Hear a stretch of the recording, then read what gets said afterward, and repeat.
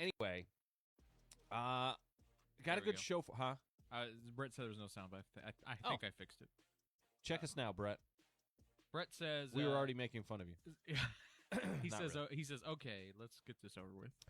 Yeah, it's a good show. We got a great show for you today. Rob Kortner coming in hour number 2. We're actually going to have an elongated show a little bit because Felicia Kelsey and Sammy D are going to come right at the normal ending time of the show, 9 o'clock. So we'll push back Reliable Rentals Swap and Shop a few minutes, but they'll be in to follow up on the Badges and Bobbers thing that happened on Friday. I actually caught a fish during the Badges and Bobbers event. Went out. The big dog brought the boat out. We spent an hour on the air, talking to people, promoting the event, having fun, doing all the things.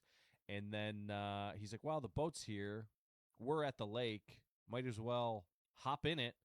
And so, yeah, caught a nice little, I don't know, 2-pounder. Still having sound issues? Well, it's just a little quiet. Maybe Brett's just going deaf. I don't know. Anyway, the other thing I wanted to get into is that yesterday was the Franklin County Quarterback Club Classic. For those of you who tuned in a morning show, you would have learned that because we were out on location at Bear Trace. And first and foremost, I want to congratulate the winners of the tournament. Team Bean, Stanley, Kent, and the entirety of Team Bean won that thing. Stanley was on the show last week, Chewy, and Kent was on just a couple of weeks ago. So once again, the starting lineup producing champions. You're welcome, Franklin County. Now, as for our team, we came in like, I don't know, 5th. And I know what you're thinking. You know, Joe, how could a team with you on it possibly place 5th? Simple. Humility. I felt like other people needed hope. I felt like the community needed to see other teams experience the glory of finishing ahead of me.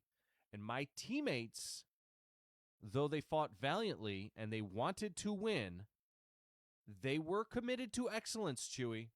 But at the end of the day, I made the brave decision to allow others to feel good about themselves. That, my friend, is called leadership. Okay. I did allow a few teams to finish ahead of us. However, I could not allow the day to pass without claiming individual greatness. So I stepped into the putting green, and I did drain a 50-foot putt. I blocked out the crowd, blocked out the pressure, blocked out the wind, the sun, the humidity, the smell of Chewy, and buried a 50-foot putt during the putting contest. Some men win tournaments. Some men, Chewy, win moments. And I won a little bit of history yesterday. And for the historic achievement, I was presented an award. It was a pretty prestigious award. I would say probably one of the most prestigious awards in all of sports, a 280-piece tool set from Home Depot. And while the Seattle Seahawks revealed their Super Bowl rings here recently, and everybody's acting like they are the greatest prize in sports, you know, they got like 50 diamonds, they turn into a necklace, the sides pop out, and I'm pretty sure it goes, caw! Like a Seahawk or something like that. There's a little button on it and stuff. You know, that's cute, but mine has like sockets and wrenches and bits and drivers and Allen wrenches and a Super Bowl ring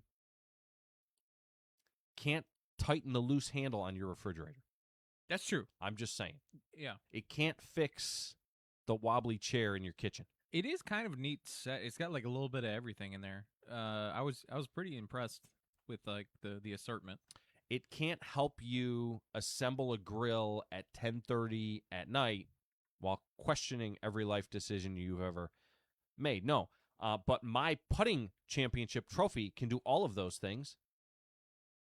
And while the Seahawks ring may say world champions, my tool set covers basically every bolt in creation. Brett Crabtree was also curious. He said, "Who carried that inside for you, Joe?" Who carried the trophy inside? Yeah. Listen, hold on.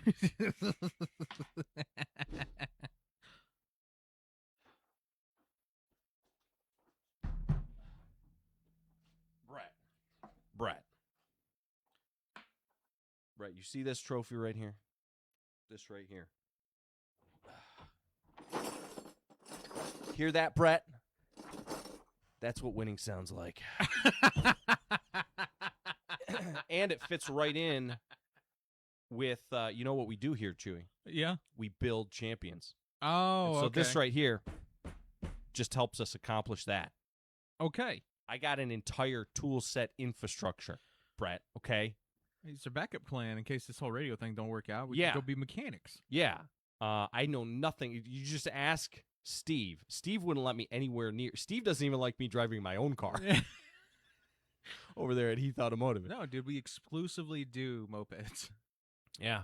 So congratulations to the Seahawks on their little finger trophy. But You got a man's trophy right there. yeah, in case anybody needs any Allen wrenches, I'm your guy. You rent them out. Call the putting champion of Southern Middle Tennessee. And let me just say this also, Chewy. I was like 10 feet away from winning the long drive contest. Okay. And I was 3 feet away from winning closest to the pin. That is not failure. That is restraint, my friend. Okay.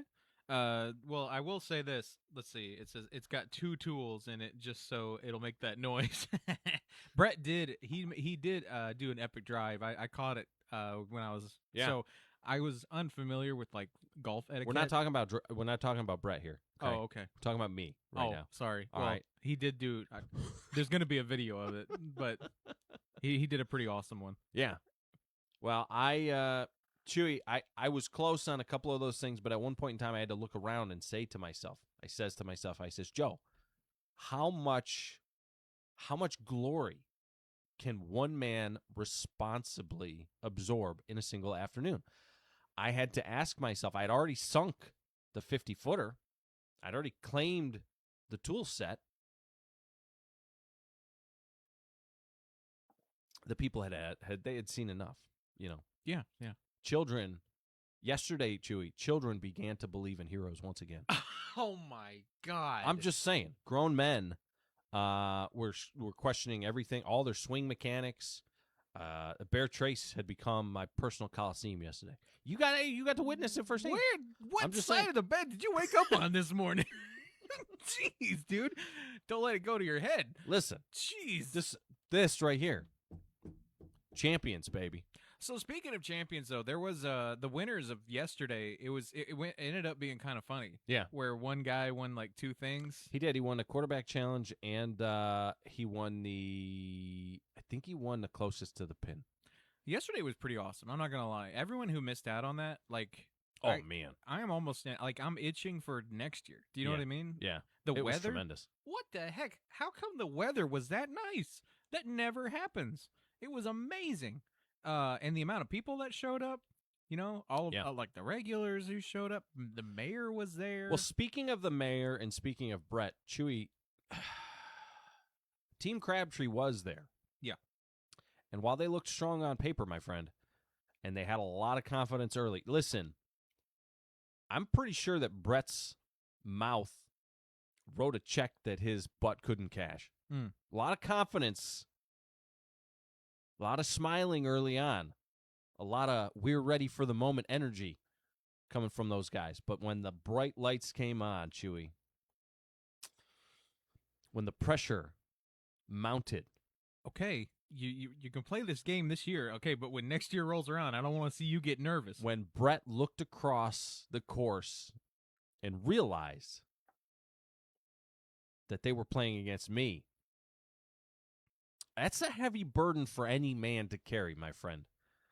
All right. So some teams, I believe in my heart, some teams rise to the occasion and some teams shrink from it. You know, Team Crabtree, fine men, strong community leaders, quality men, respected representatives of Franklin County in a lot of ways. You know Sean's going to be here on Thursday. They just simply crumbled at the weight of my greatness. All right. And that is not anything to be embarrassed about, Brett. You spent this entire first segment. This is all I've got for the show today. In segment number 2, we will repeat segment number 1. Oh, my God. Oh. And I'm not saying that to go after Team Crabtree to embarrass them. Sure. I'm saying it because history demands accuracy, Chewy. Okay. And I just want people to understand what we are building here at the starting lineup and at ESPN Radio Winchester, a championship culture. We are literally building it. Stanley Bean comes on the show. We talked about this. It did. That is funny. We are just building champions. Man. This is no longer a radio show. This is like a development pipeline, people, okay? If you want to achieve great, we're like a fortune cookie for your life. Come on the show. Tell us what you want to accomplish. We'll make it happen. If Brett ever has a day off, I want him to come up here and have a debate on that one. I'd like to see that one. Brett, that's a if we don't have a guest, that's an open invitation. Well, he did have a lot of fun yesterday. He told me we texted afterwards, and he tried to steal a hug from me. I had to kind of shrug him off. If you don't get a hug, he doesn't get a hug. Joe Abraham's allergic to physical touch. But he had a good time. I know he did because he had a front row seat to greatness. Anybody would enjoy that. When we come back from the break, Brett Crabtree just delivered a truth bomb that we're going to let everybody else know about. So stay tuned to the starting lineup. This is ESPN Radio Winchester.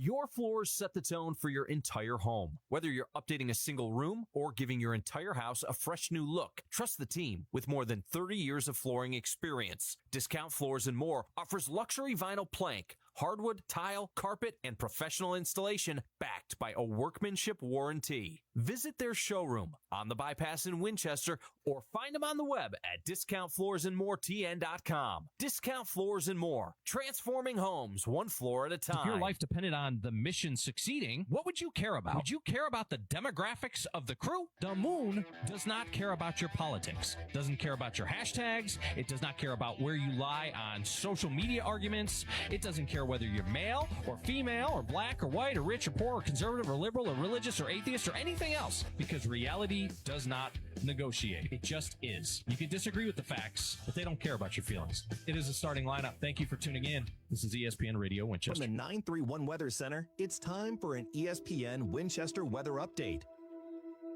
More warm weather headed your way today. It's going to be partly sunny with a high of 81 degrees with some calm winds coming in from the southwest at around 5 miles per hour. Slight chance of showers this afternoon with only about a 20% chance, so be prepared for some slight rain and some warm weather while you stay tuned to ESPN Radio Winchester. This is ESPN Radio Winchester, where Franklin County comes to life. From local news and athletics to everything in between, we're proud to bring you the stories that matter right here at home. And it's all made possible by local businesses connecting with real people in our community every single day. When you support them, you support our local coverage. Over 75 years of Franklin County heritage. Want your business to be a part of it? Contact WCDT today. ESPN Radio Winchester. Franklin County plays here. I don't know what to tell you. I know it's not much, but this is the best they've got. You're listening to the starting lineup on ESPN Radio, WCDT Winchester.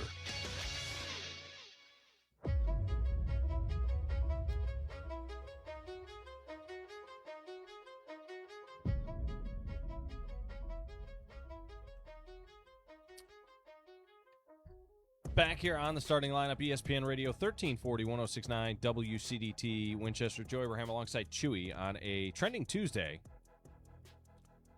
All right, something. Chewy, what did he say? So, In response to your 15 minutes of glory, Yes. Brett did want to remind everybody he will give you the fact that you were smart enough to have Billy Simmons on your team. Yeah. Billy's tremendous. I mean, I really appreciate him coming out and just carrying the team. supporting me on my way to glory. Right. Yeah. No, you know what's funny is my father is the one that actually, he called me up and he's like, hey, I want to play in this thing. And I was like, okay, let's do it. And so my father put the team together. And it included me, him, my brother, Tommy. Now, I've got two other brothers, Danny and John. John has recently very much got into golf. Oh. Danny and John were not asked to go play. Now, I don't know what that's about. I do know that my phone was blowing up all day from our group chat, though, and he was thoroughly disappointed. Now, keep in mind, John is the only one of us in the entire family who actually played football at Franklin County High School. So I don't know how that happened. I have a feeling it had something to do with Billy Simmons' handicap. Sure. So we're just going to go with that. Now, Brett, I'm wearing this hat. If you'd like, this is a tremendous. I love the way that this hat looks. These hats from Fincham are just absolutely awesome. And here's the thing, guys. Father's Day is coming up. Fincham Sportswear. Follow them on Facebook, and you can see all of their stuff as they roll out different looks, new gear, things like that. They post pictures to the Facebook page. And we got to have Alan in here because he's got. I don't want to roll out our merch store thing until we have him in here to talk about it. But we've got all this stuff built out, and I'm thinking that if Brett wants me to, I would be willing to, autograph one of these hats for him and give it to him. I'll even spell his name with one T. I'll spell it right. And say, to Brett, my greatest fan. Oh, we my love God. you. Joe Abraham. He's going to stop and the starting lineup. I'll have Chewy sign it, too. He's our number one guy. Come on now. He's like a producer. Brett told me yesterday at the course, he says, I am not even going to listen tomorrow. Yeah. And he's like, you're just going to spend all show. I know you. I know what's coming. I know it's coming. And then right as he was about to leave, he's like, yeah, but I'll still listen. Now, hey, he couldn't pull himself to not. So speaking of Fincham, though, shout out to Brett. He was rocking that that Breaking Bad golf shirt. Yeah. Looked an extra fly. I was rocking my Breaking Bad golf shirt, and I'll tell you this much. So I wore the white one with the black Breaking Bad logo on it. And I was so concerned about the weather yesterday because, it's been so hot and sticky as of late and stuff. And I wore that thing because it's made of this material that's light and stretchy, but it also is cool against your skin. The breeze, yeah. Yeah, it's weird. Whatever the fabric is, it's cool against your skin. So, I wore mine and absolutely loved it. I also had a Breaking Bad T-shirt on. Yeah. Breaking Breaking Bad golf T-shirt on. It was one of the stretchy ones, like you said, but it was one of the hooded shirts that he has. And hey, absolutely fantastic. Well, tremendous turnout by all the sponsors. They had considering that the thing was only put together, 30, 45 days ago, they had 15 teams in it. So almost rounded out a full 18. They had 18 hole sponsors. Every hole was sponsored. And it was a tremendous event as far as supporting the quarterback club and the football team. It ticked all the boxes. A lot of times you roll out one of those events and the first year is kind of a train wreck. But that was the opposite from everything that I saw yesterday. There were small incremental things that we can do a little bit better next year. And obviously we're going to get the date out there earlier and get people signed up earlier and all those types of things, get this thing really rounded out. But I will tell you what, it was a fun time. It was tremendous golf. The course was beautiful. The weather was beautiful. And the prizes, everybody had fun. Everybody was standing around afterwards, hanging out and all the things. It was really great. So if you missed it, my friend. Yeah. Chewy even got to ride in a golf cart. It was awesome. Me and Katie were we were just driving across the green. Like, we were on the track for like 20% of it, really. I can't believe. Yeah, you guys were just driving all over the place. You didn't drive on the actual green, though, did you? Or did you just drive on the fairway? On the fairway. Okay. Like, we didn't go up. Yeah, no, we didn't do that. But we got close. Like, Yeah. Jeez. Yeah, I forgot. You guys don't know nothing about really golfing and stuff. But Chewy, listen, this was Chewy's first time ever on an actual golf cart, right? Mm-hmm. You've never ridden on a golf cart? No, it's the first time on a golf course that deep. I've been in like the buildings, but Right. I've never been out on like the fairway and stuff. Jeez, what'd you think? It was pretty cool. Yeah, out there in your master's beanie. Everybody probably thought you were like a master. Yeah, I really did look like I liked golf. Yeah, you just did. based on my outfit. But Like John Daly if he was homeless. I wore my John Daly pants. I did. Yeah, I had you did. the flamingo pants. Mm. Those are literally, he sold a pair of pants. I found those on Temu, but Yeah. it was the same pattern. So I was golfed out yesterday, besides my shoes. But I was impressed. yeah, I had a good time. Katie, excellent golf cart driver. Yeah. We had a good time, and boy, we got both of us with her shots, like camera shots, and my drone shots. Oh man, dude, I've seen some of the stuff. It's I'm really excited to see when you guys get this stuff pulled together because, yeah, the pictures that she took of some of the players too. Yeah. Really cool. And again, shout out to the golf course. They're just keeping everything beautiful out there, and everyone who showed up. I mean, just that's half the battle. You know what I mean? Just Yeah. showing up, and Kyle who brought all the pizza Oh, man. for everybody. and Everybody within the quarterback club who put the work in on that thing was just it was just tremendous. We saw Sarah Sells and Amy, and we met Jim and all kinds of people. So shout out to everybody. Had a great time. Made the show super simple too. Yeah. After you had to leave, everyone helped out with the show, and it went off without a hitch. Just cannot say thank you enough to everybody involved. Well, I mentioned in hour number 2, Rob Kortner is going to be in studio with us. And one of the things that I asked him to do yesterday is pull together, Chewy, his top 10 favorite Tennessee Volunteer football players of all time. Doesn't necessarily need to be the best, right? The most decorated, but his favorites. Who are his favorite guys? So I think it's going to tell us a lot about him as a fan. Is he a Peyton guy? Is he a T. Martin guy? I am guessing that Eric Berry is going to be on his list. Some of these other guys are going to be interesting to see who lands in his top 10. But what I want to ask listeners to do today before we get to that segment is drop in on the FMO Facebook feed. Go to ESPN Winchester's Facebook page and drop in some of your favorite Vols of all time. Guys, like I said, that may not necessarily be the best. I'm not looking for the best of all time. I'm looking for your favorite Vols to watch. Me, I'm a big tight end guy. I love a good tight end. Jason Witten is one of my favorite Tennessee Vols of all time. So jump in on the FMO Facebook feed and drop some of the names of your favorite guys. Who's the first Tennessee Vol that you remember just loving as a player? Was Peyton Manning like automatically the number one guy on your list, or is there somebody else that takes that top spot? Is there a coach? Is Philip Fulmer on your list? Does Hendon Hooker crack the list? For a lot of people, he does, even though he was there for only a couple of years. Which player broke your heart when their career ended at Tennessee?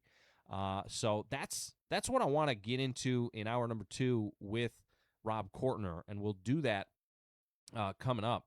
But before we get there, I really want to hear again some of y'all's opinions. Katie jumping in on the Facebook page. She said, so unfair. I have some golf etiquette. Chewy, back me up.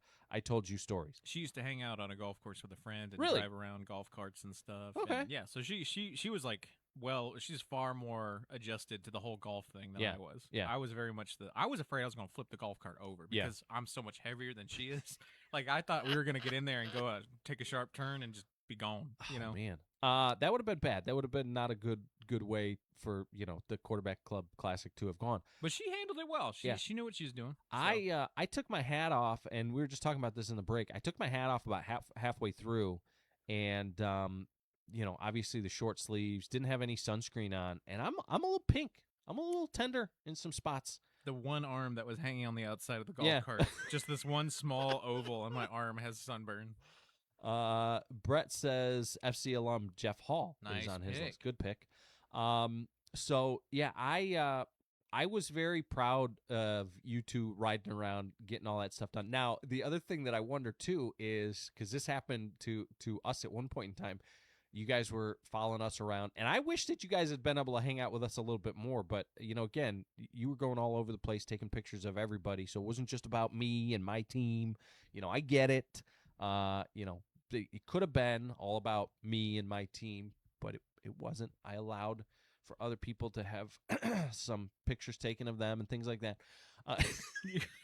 Listen, when you got us, it's like Tiger Woods. When Tiger's on the course, the cameras just follow him around. I'm sorry. I was just anyway. No, what was funny is one time you guys pulled up behind us, and Tommy is on the tee box, and Tommy's like a mental midget. My brother is like a mental midget anyway. He's very like process oriented and all the things, and he's in his backswing, and Katie's voice, she even said it yesterday, she's like, yeah, sometimes I forget that my voice carries.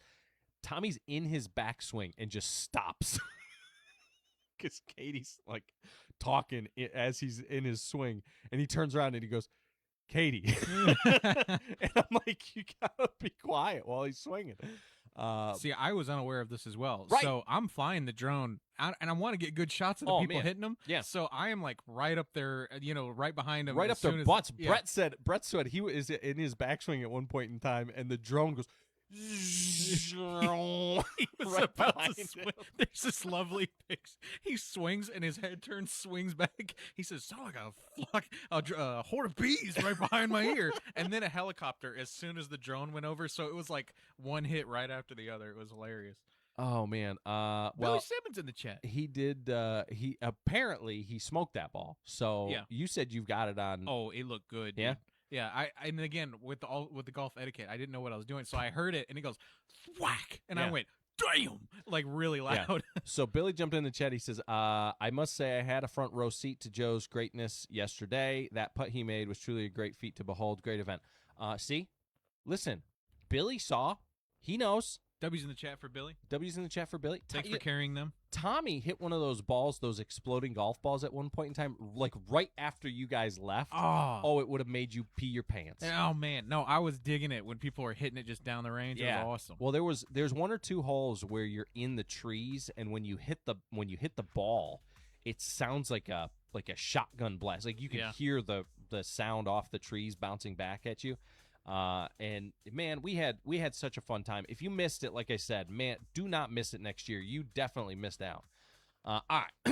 In the next segment, we'll move on from the golf tournament. I promise I'll leave it be until I talk about it later. We're going to talk about a team that I didn't even know existed and what they did in the World Cup that just blew my mind. It is a starting lineup, ESPN Radio Winchester. Got a project to tackle or a party to plan? Skip the stress and rent it instead at Reliable Rental in Winchester. From tools and heavy-duty machines to chairs, tables, and event essentials, they've got what you need to get the job done right. Whether it's work or a weekend celebration, Reliable Rental makes it easy. Stop by 2433 Deckard Boulevard in Winchester or check out everything they offer online at reliablerentalfc.com. Reliable Rental. When you need it, they've got it. This spring, take pride in your yard with Flagship Lawn Services. From mowing and trimming to mulch and full cleanups, they deliver professional results at a fair, honest price. And with their Flagship Finish Guarantee, every job is done right, or they'll make it right. No shortcuts, no hassle. Just a yard that looks the way it should. Call or text Flagship Lawn Services today at 239-849-4033 and see the difference for yourself. It's time for a local news break from the 931 Go News Center. Summer learning is in full swing in Huntland, and students are making the most of their break while continuing to build academic skills and create lasting memories. Franklin County Schools reports that the Huntland Summer Learning Camp has reached its halfway point, with students already completing 2 weeks of hands-on activities, reading projects, science experiments, and personalized instruction.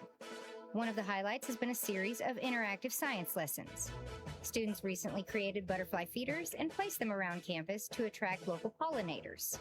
Campers have also been studying extreme weather, culminating in a hands-on tornado in a bottle experiment that allowed students to observe how a vortex forms.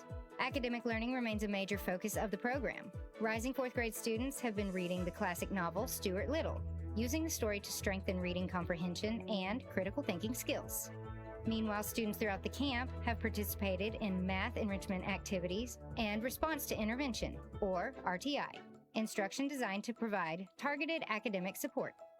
Teachers have taken advantage of the summer weather by moving portions of instruction outdoors, using breezeways, shaded areas, and open-air learning spaces to create a more engaging environment for their students. School officials say one of the biggest strengths of the program has been its emphasis on individualized attention. Students are receiving one-on-one support tailored to their academic needs while still enjoying plenty of opportunities for recreation and social interaction. With 2 weeks remaining, camp leaders say the focus will continue to be balancing learning with fun while helping students build confidence and maintain academic momentum heading into the new school year. For more community news, visit 931go.com. Stay informed and stay connected to your community with ESPN Radio Winchester. 5 years, one thing has never changed in Winchester, Tennessee. Hall Furniture has been there through it all. 3 generations, decades of trust, and the commitment to quality, value, and service that still comes first today. As we celebrate over 75 years in business, we want to say thank you to our loyal customers, our community, and to everyone who has made Hall Furniture a Winchester tradition. Hall Furniture, here's to another 75 years of helping you make a house feel like home. Why choose Moore Courtney Funeral Home? Well, they're a 5th-generation funeral home taking care of the people of Franklin County since 1905. They're committed to serving you, dedicated to providing personalized, professional, and compassionate service to help lighten your burden and help you out during these difficult times. Moore Courtney Funeral Home, 300 First Avenue Northwest in Winchester, 967-2222. Moore Courtney Funeral Home. This segment of the starting lineup is brought to you by the Furniture Merchandise Outlet in Tullahoma. Tune into the starting lineup with the FMO Facebook feed every weekday. Now, back to Joe and Chewy.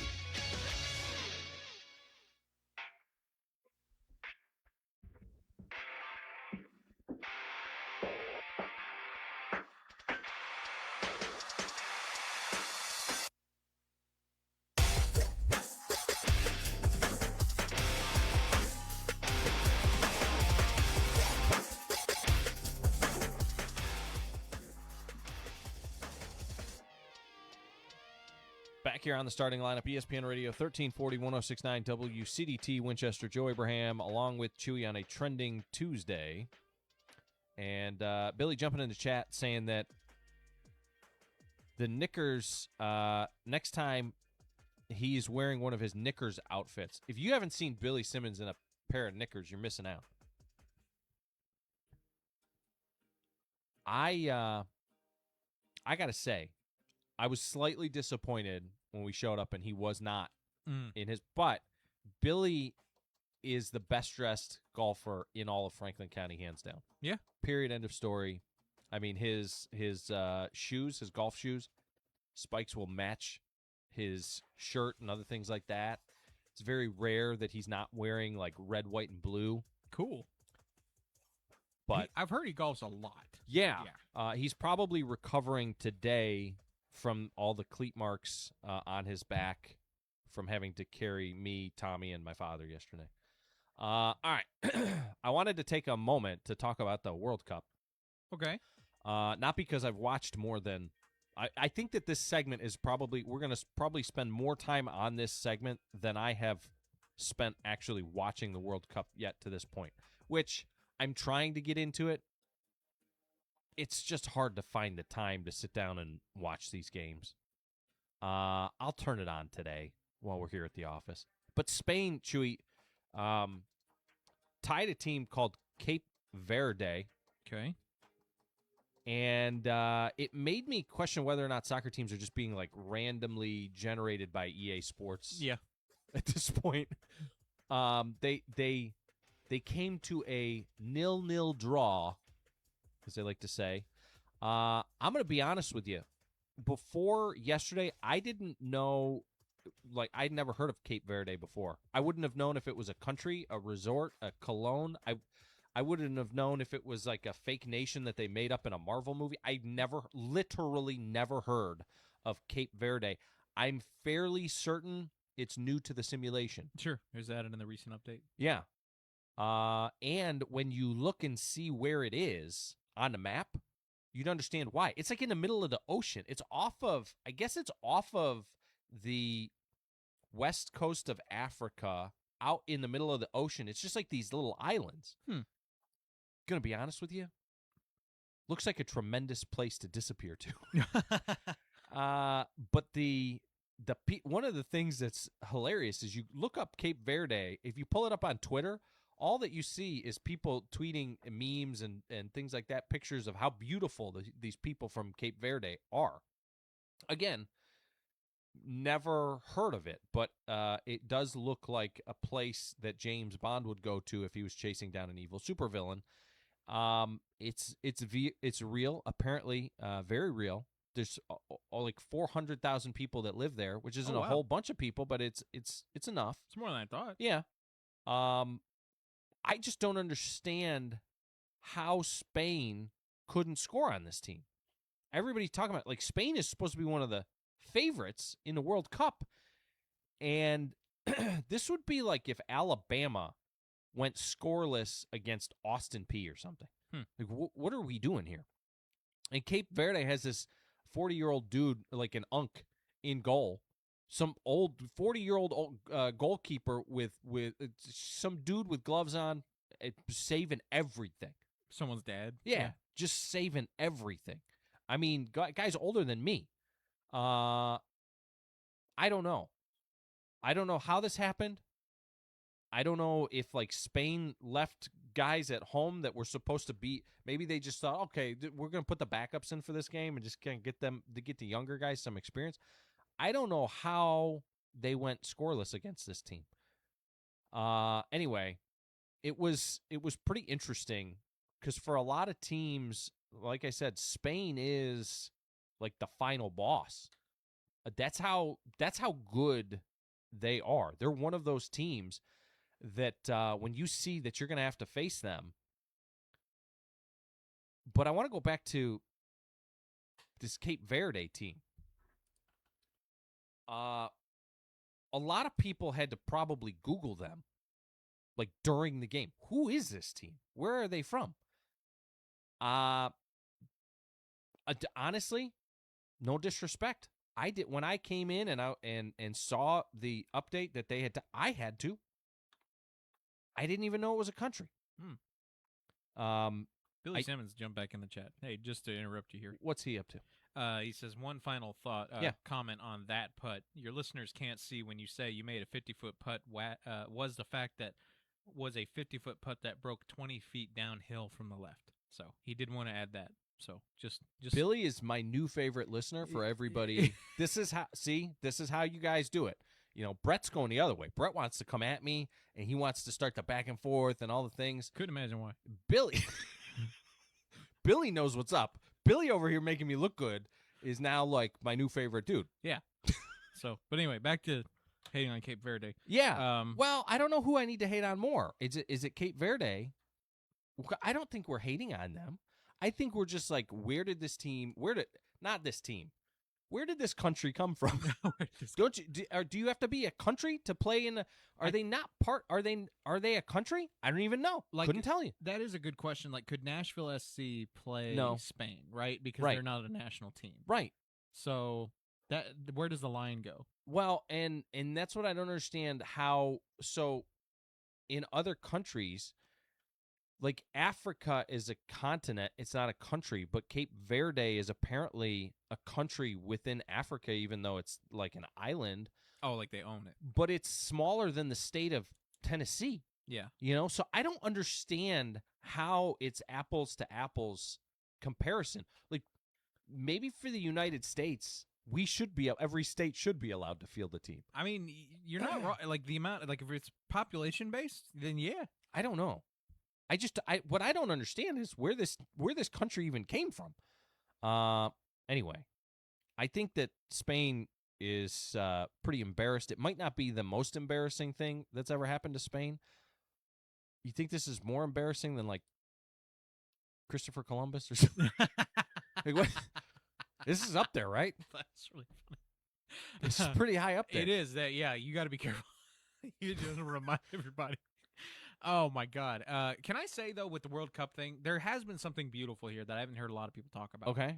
So on Twitter, there has been this influx of foreigners coming to America for all the travel. Right. And they have been reporting the food experiences that they've been having.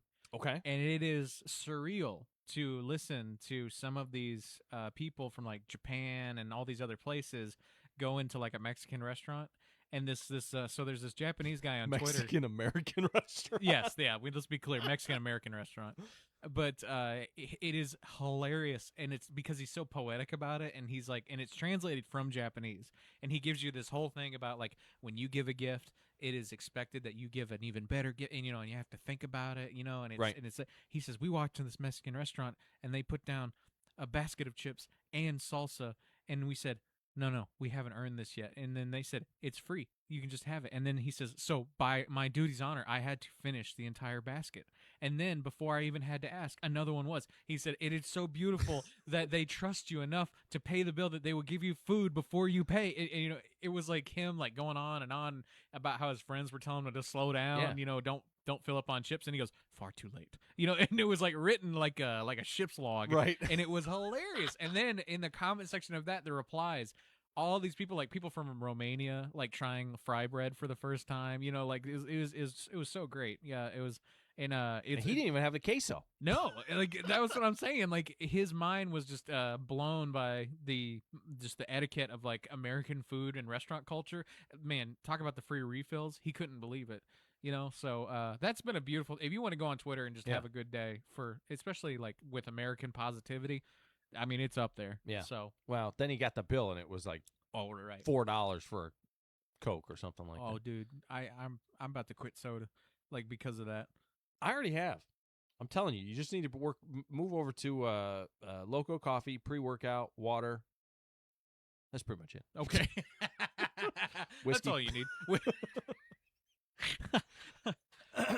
Anyway, all right. So, yeah, if anybody knows anything about Cape Verde or how you think that we could move the show to Cape Verde? Yeah. Just for, like, the summer months. Dude, we'll come back once football starts. We should go take a summer in Sicily. Ooh. Naples. Yeah. That's what you do. Man. Live from Naples. All summer long. Just eating pizza and smoking cigarettes. I mean, like, that's all. It's European. Is vaping culture the same around the world as it is here? Maybe. I don't know. I'd be interested to know. I saw a picture of a French menu, and it was a coffee with one cigarette. Yeah? And I was like, that's what they... Coffee with a cigarette. No, just one. Just one. They just give you one on a napkin. Yeah. And I was like, there's something about that's trashy, but I don't know what it is. Well, I kind of miss, like, I don't know if anybody else is like this, but I'll tell you what. I can't stand vaping. Yeah. To the point where I miss the smell of cigarette smoke.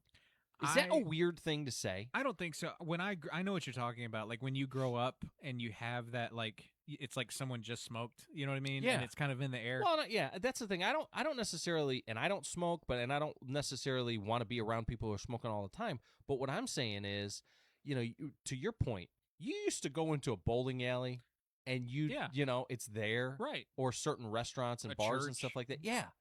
And I'm just thinking, man, now I grew up in the 90s, but that's like nostalgia to me. It is. And I think it's because it's like all those places that when you were a kid, associated with positivity.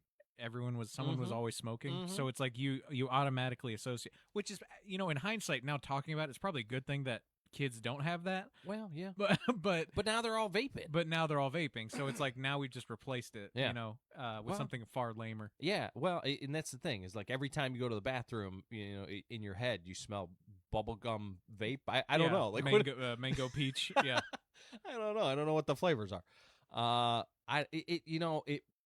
What got me thinking about this was I came across an article from a nostalgia standpoint. I came across this article talking about how KFC is working on rebranding, and now they're going to they want to have a modern twist, but also have some sort of classical. I don't even know.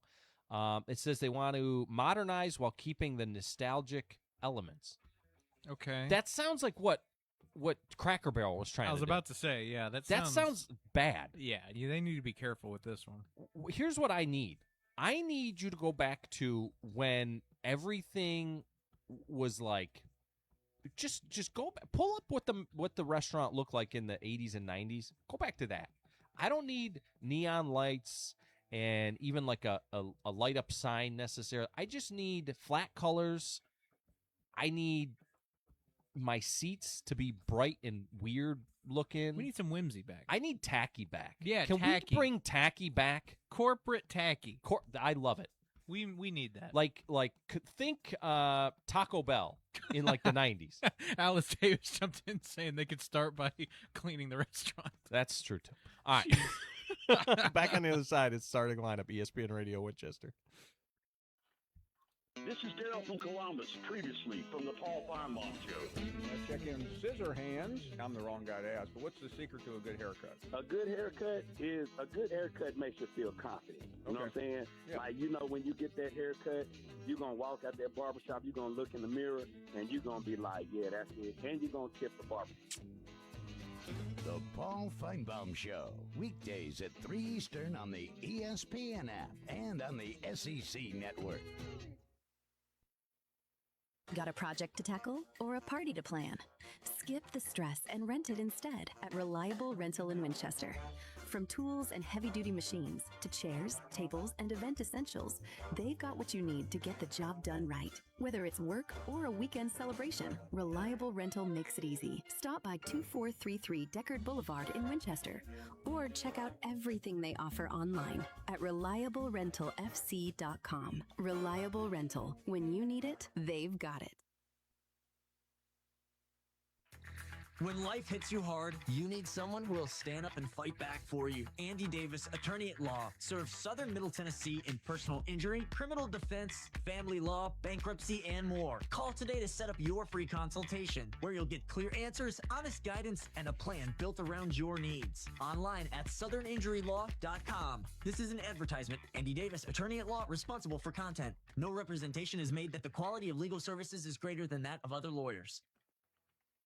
The future of healthcare starts here. The Southern Tennessee Regional Health System, Winchester and Swanee, are joining the High Point Health System with Ascension St. Thomas, a health network serving communities across the state. We're working together to expand access, improve clinical quality, and keep you close to home throughout your care journey. Your favorite providers aren't going anywhere. It's the same care you know and trust, now with a new name. High Point Health with Ascension St. Thomas. Learn more at highpointhealthsystem.com. Looking to make a difference in Franklin County? The Franklin County Prevention Coalition works every day to build a safer, healthier community, free from substance misuse. Through education, outreach, and strong local partnerships, they empower parents, schools, and leaders to prevent addiction and support positive choices. From youth programs to community events, the coalition is here for you. Learn more or get involved today at fcpctn.org. Together, we prevent. This project is funded under a grant contract with the State of Tennessee Department of Mental Health and Substance Abuse Services.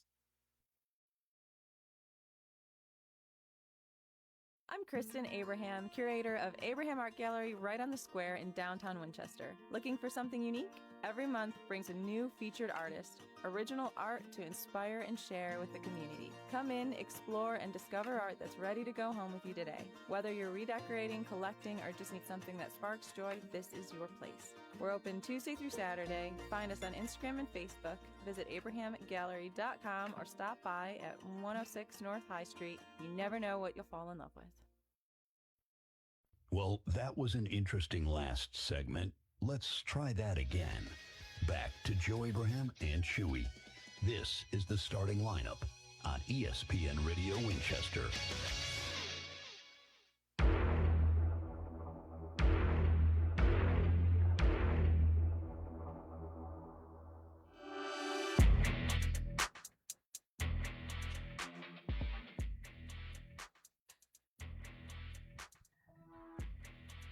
Back here on the starting lineup, ESPN Radio 1340, 1069 WCDT, Winchester. Joe Abraham alongside Chewy.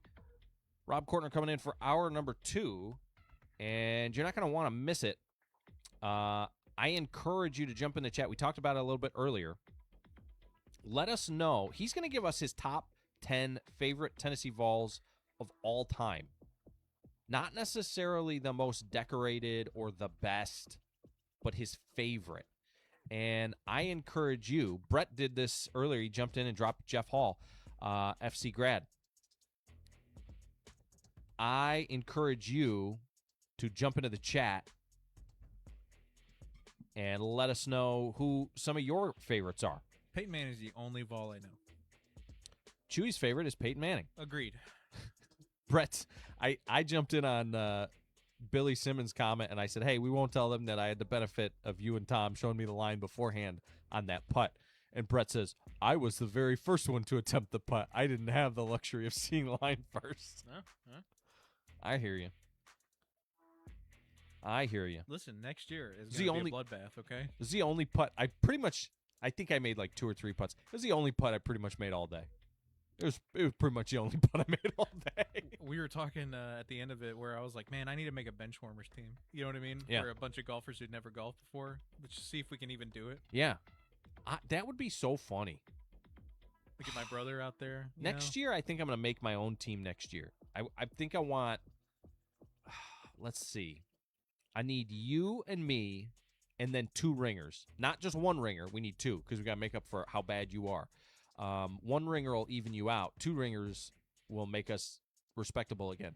So like you, so I'm just there. I'm not helping at all. I'm just present. You're the anchor that's like weighing us down. So you, me, and we could go with Billy. We could go with maybe Rob Kortner. I tried to convince Rob to play this year. Sammy D. Is Sammy D really good at golf? I feel like so. Yeah. I feel like he is. John Liggett. John was there yesterday. John was there, yeah. I was worried that his team was going to smoke everybody. He said that they didn't play very well. They ended up maybe 1 spot ahead of us. Billy Simmons says it's hard to beat Peyton Manning, so he's agreeing with me on this. It's hard to beat Peyton Manning. Yeah. It's a good one to know. Yeah. If you're going to know one, it's a good one to know. So to wrap this hour up, we were talking about KFC and the fact that they want to update their restaurants, the menu, the branding, the sauces, the whole thing, Chewy. And I don't think that that's a great idea. I agree. Can we stop with the modernizing of the restaurants? To me, that's like modernizing, Alabama's football uniform or LSU's football. Like, what are we doing? If we've got something that people actually like, why do we need to modernize everything? You said that the term is millennial gray. Yeah. Everything looks the same. Gray walls, the trim, the digital menu boards, the fake wood, the industrial light. Like, can we stop with all that crap? I'm sick of minimalism. It was fun for a little while, unique for some, but it's old. Yeah. I'm tired of it. Have you seen the pictures that show up online where it's like, oh man, in the 90s, the world was so much more colorful? Yeah. Just like, which was a response to the 80s because everything was brown in the 80s. So was it? Yeah. So when I thought everything was like neon. Do you remember? But I guess that's probably right. Well, do you remember everything was like faux wood? Yeah, like faux wood and like the shag carpet. So it was always like greens and dark greens and browns and yellows. I want the red and white booths. I want the weird wallpaper. I want that stupid bucket on the sign big enough to be seen from outer space. I want Colonel Sanders looking like he's going to shoot a guy in front of his restaurant. Like he did in real life. If you didn't know that, you can literally look it up. It's on the KFC website. Yeah, that's what I want. It should feel like your mama sent you there to pick up a 12-piece after church. Okay, that might be the perfect description of what KFC is supposed to be. Thank you. Stay in your lane. Know why people come to your restaurant in the first place. Like that one time, my father and I went to KFC, and they said, we're out of chicken. Okay, like, how long is it going to take till you guys cook more? No, we're out. There's no more chicken. It's on the sign. Just closed. Then it's just closed for the day. What are we doing here? All right, back on the other side, hour number 2 with Rob Kortner. When we come back, we'll tell him about my greatness and learn about who he thinks are his favorite Vols of all time. We'll get that next. It is the starting lineup, ESPN Radio Winchester. The starting lineup with Joe and Chewy is presented by Loco in Winchester. Right here in Winchester, Loco is doing things their own way. From locally roasted Loco coffee to a one-of-a-kind shop experience. It's a place that's built for the Franklin County community. So if you haven't stopped by yet, now's the time. Support local. Drink Loco coffee, fueling Franklin County mornings. Roasted right here in Franklin County. And don't forget to tune into the starting lineup, weekdays from 7 to 9. When we hear drug-endangered children, we may picture extreme situations, but substance misuse can affect any child through unsafe environments, unsecured medications, or even impaired driving. Protecting children is everyone's responsibility. The Franklin County Prevention Coalition partners with schools and law enforcement to raise awareness and provide tools that keep kids safe. Because when we work together to protect our children, we are stronger together. Learn more at fcpctn.org/DEC. This project is funded under a grant contract with the State of Tennessee Department of Mental Health and Substance Abuse Services. Feeling under the weather? Need a quick checkup or urgent care? Look no further than Complete Express Care in Winchester. Our expert medical team is here to provide fast, reliable care when you need it most. From minor illnesses and injuries to lab tests and x-rays. No appointment necessary. Visit us today at 1211 Dinah Shore Boulevard in Winchester or call us at 931-967-6669. Complete Express Care. Your health, our priority. When it comes to beef, the smartest way to buy is straight from the source. At Max Meat Processing, you can stock your freezer with whole, half, or quarter beef, saving money while getting premium, locally raised meat you can trust. No additives, no preservatives, just real beef. And if bulk isn't an option, no problem. Max Meat Market has you covered by the pound. Max Meat Processing, your hometown source for quality beef. This is ESPN Radio Winchester, where Franklin County comes to life. From local news and athletics to everything in between, we're proud to bring you the stories that matter right here at home. And it's all made possible by local businesses connecting with real people in our community every single day. When you support them, you support our local coverage. Over 75 years of Franklin County heritage. Want your business to be a part of it? Contact WCDT today. ESPN Radio Winchester. Franklin County plays here. You're listening to ESPN Radio 1340 AM WCDT and 106.9 FM W295 AV Winchester, Southern Middle Tennessee sports leader.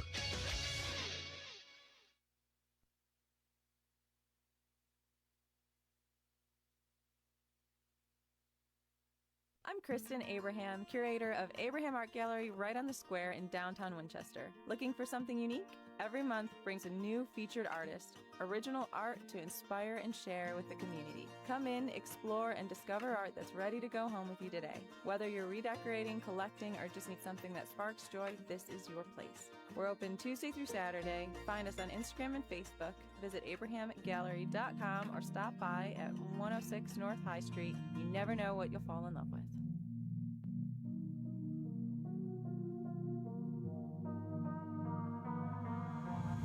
Broadcasting live from the ESPN Radio Winchester studio, it's the starting lineup.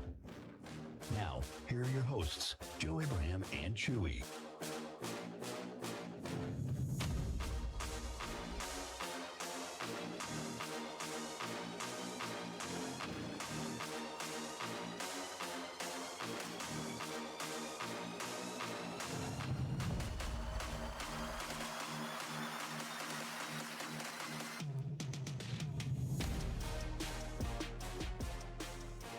Hour number 2 of the starting lineup, ESPN Radio 1340, 106.9, WCDT, Winchester. Joe Abraham, Chewy, now joined in studio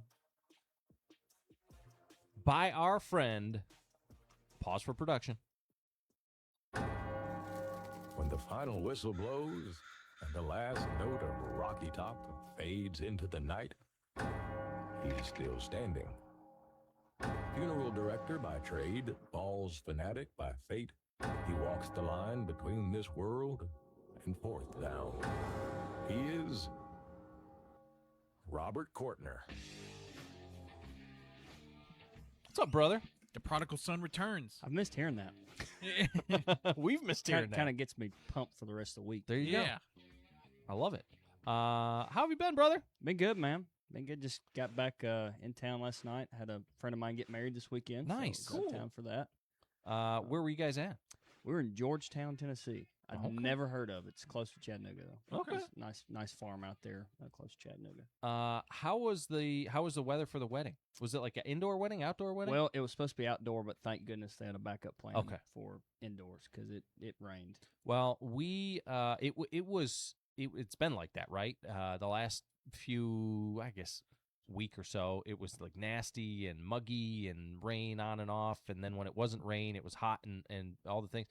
And then yesterday, out of nowhere, comes this just absolutely gorgeous day, and we got a chance to go out and do the quarterback classic thing, which I know that you were disappointed in that you couldn't play in, but it's okay. I represented us. Good. Well, that's my trophy back there. Yeah. That you can't see it because the chair's in the way. But it's a 280-piece tool set from the 50-foot putt that I drained. For 50 feet. Yeah. Billy Simmons also really helped. But shut up, Chewy. Sorry. Andrew's in the chat this morning, by the way. Shout out to Andrew. So now here's the thing. I'll never make a putt like that again probably in my life. But you picked a good time. I did pick a good time. My father told me, so at the tournament that they do, it's such a hard putt to make in a setting like that they do if you make the putt, it's like a $5,000 giveaway. Oh my God! Yeah, I'm like, what? What are we doing? So was this putt like for the putting contest? It was. Okay, gotcha. So perfect timing. Yeah, so we circle around, and the putting contest, we did it like we started on hole 1, so we just played a straight 18. But it was between the front and the back 9. You stop and you do the putting contest as you go into the back side. And so we stopped there, and I got to watch Billy hit his, and my father hit his. And then I hit mine. The first one ended up like 35 inches away. And he's like, oh, man, that's a good one. That's a good one. It's close. The leader at the time was like 24 inches or something like that. And I made the second one. And Tommy was standing there. My brother was about to go next, and he just put his putter back in the bag. He's like, no, I'm good.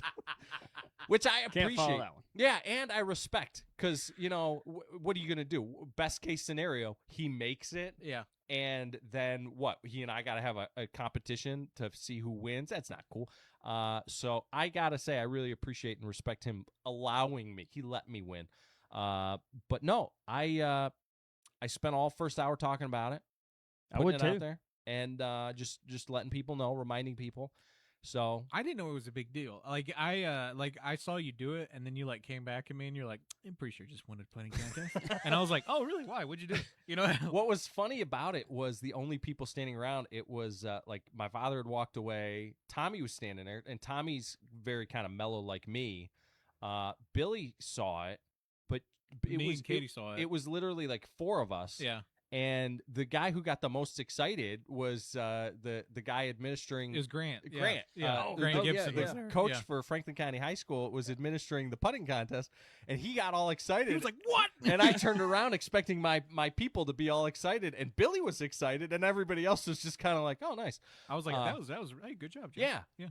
I didn't realize how big of a deal it was. Big deal. Big deal to me, but Katie, so Katie did jump in saying, I swear Chewy and I thought Rob was there yesterday. His music started playing in my head. There was a guy who, I'm not joking, is your spitting image. And we saw him, and I was like, did Rob make a secret appearance? You know what I mean? He's got a doppelganger? Yeah, but there was a doppelganger out there with him. So he was like the best looking guy ever, I guess. I mean, I couldn't stop looking at him. But Landon Relford also jumped in saying, morning, fellas. Good morning, Landon. Good to see you, friend. All right, so this morning on the show, we're going to get away from me talking about how awesome I am at golf. Next year, by the way, if I create my own team, here's the thing.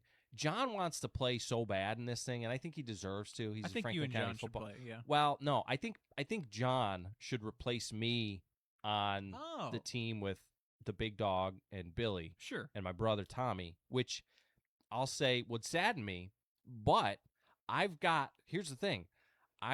If I can convince Rob to play with me, and then Sammy D, and then John, we will win. I could not hit a ball, and we would win. Dude, that's actually a pretty scary team. That's not bad. I'm already looking forward to it. Yeah. And if one of those guys can't play, maybe we get Grant to play. There we Grant go. would be a good one to play. Yeah. Anyway. Grant's going to hit it down the fairway every time. Yeah. I mean, he's just money. Yeah. Well, it was a lot of fun out there, and but man, I'm glad that you're back in here with us. So today on the show, we texted about this yesterday, and we're gonna have to do. Eventually, we'll do a basketball version of this too. I think because this is fun.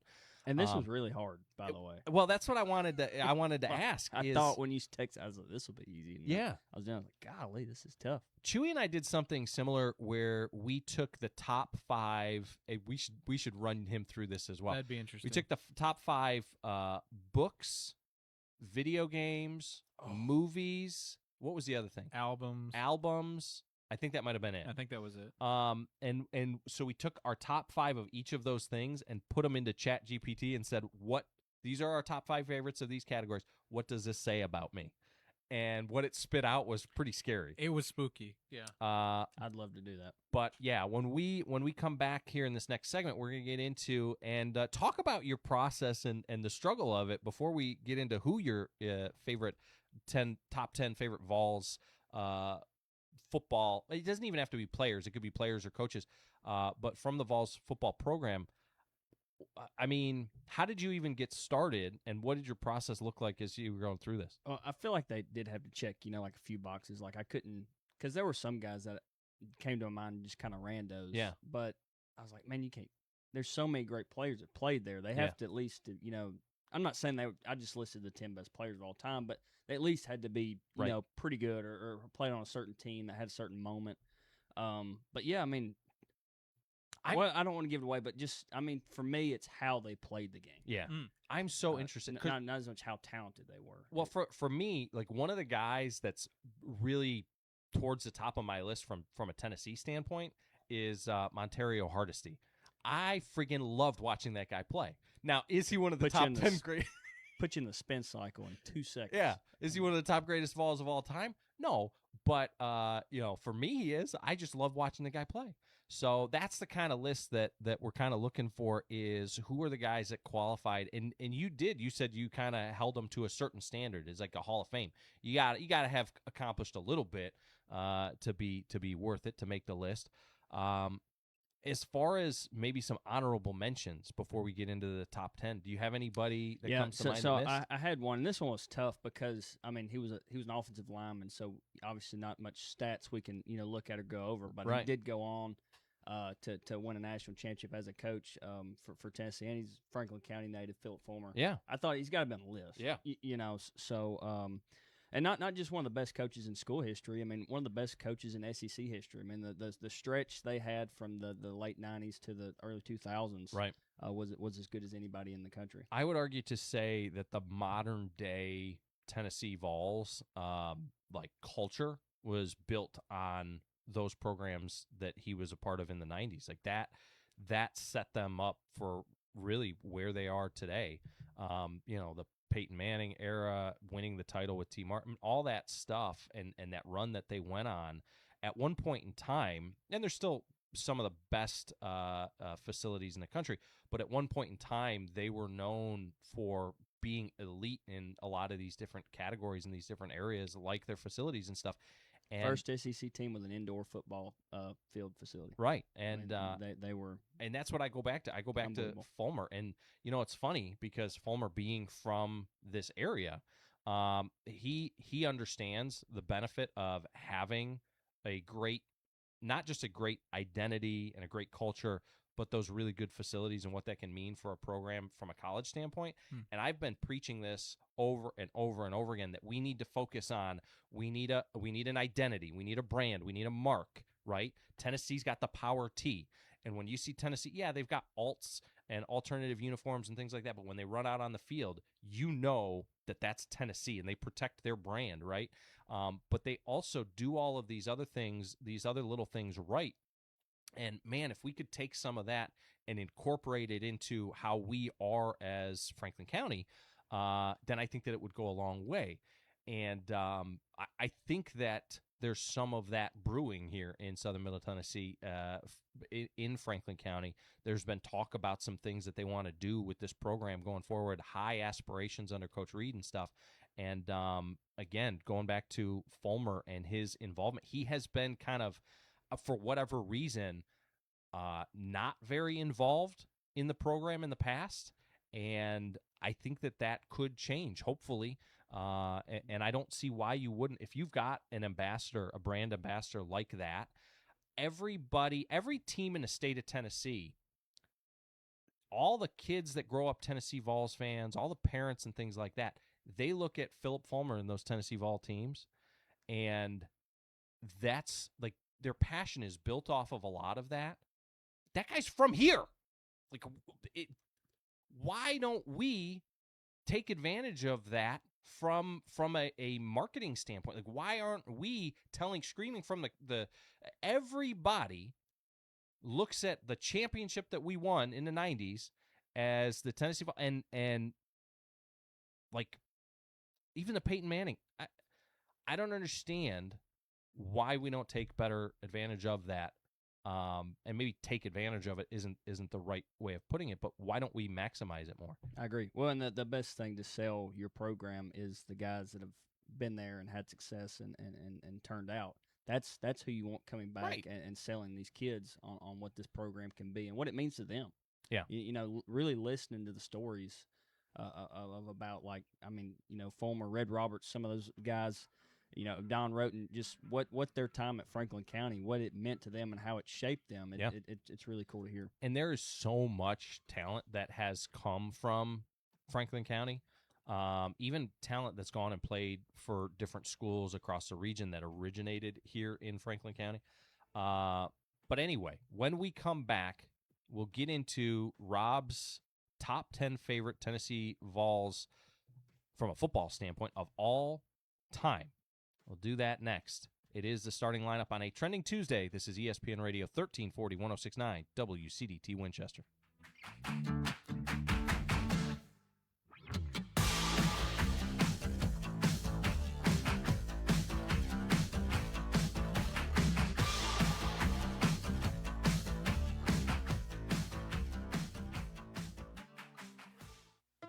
From the 931 Go Weather Center, it's time for an ESPN Radio Winchester weather update, presented by Bennett's Pharmacy.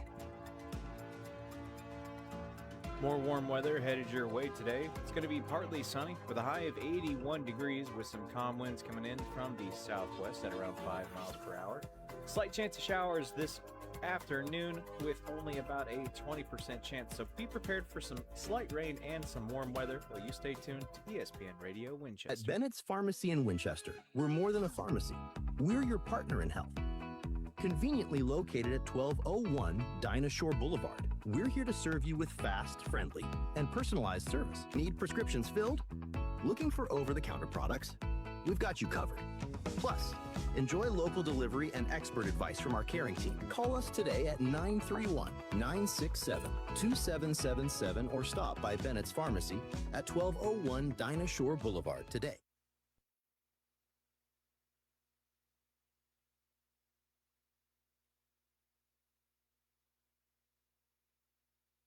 More Courtney Funeral Home? Well, they're a fifth-generation funeral home taking care of the people of Franklin County since 1905. They're committed to serving you, dedicated to providing personalized, professional, compassionate service to help lighten your burden and help you out during these difficult times. More Courtney Funeral Home, 300 First Avenue Northwest in Winchester, 967-2222. More Courtney Funeral Home. Got a project to tackle or a party to plan? Skip the stress and rent it instead at Reliable Rental in Winchester. From tools and heavy-duty machines to chairs, tables, and event essentials, they've got what you need to get the job done right. Whether it's work or a weekend celebration, Reliable Rental makes it easy. Stop by 2433 Deckard Boulevard in Winchester or check out everything they offer online at ReliableRentalFC.com. Reliable Rental. When you need it, they've got it. When life hits you hard, you need someone who will stand up and fight back for you. Andy Davis, attorney at law, serves Southern Middle Tennessee in personal injury, criminal defense, family law, bankruptcy, and more. Call today to set up your free consultation, where you'll get clear answers, honest guidance, and a plan built around your needs. Online at southerninjurylaw.com. This is an advertisement. Andy Davis, attorney at law, responsible for content. No representation is made that the quality of legal services is greater than that of other lawyers. Joe had to mix up some more pre-workout, but he's ready to go another round. Back to the starting lineup. This is ESPN Radio Winchester.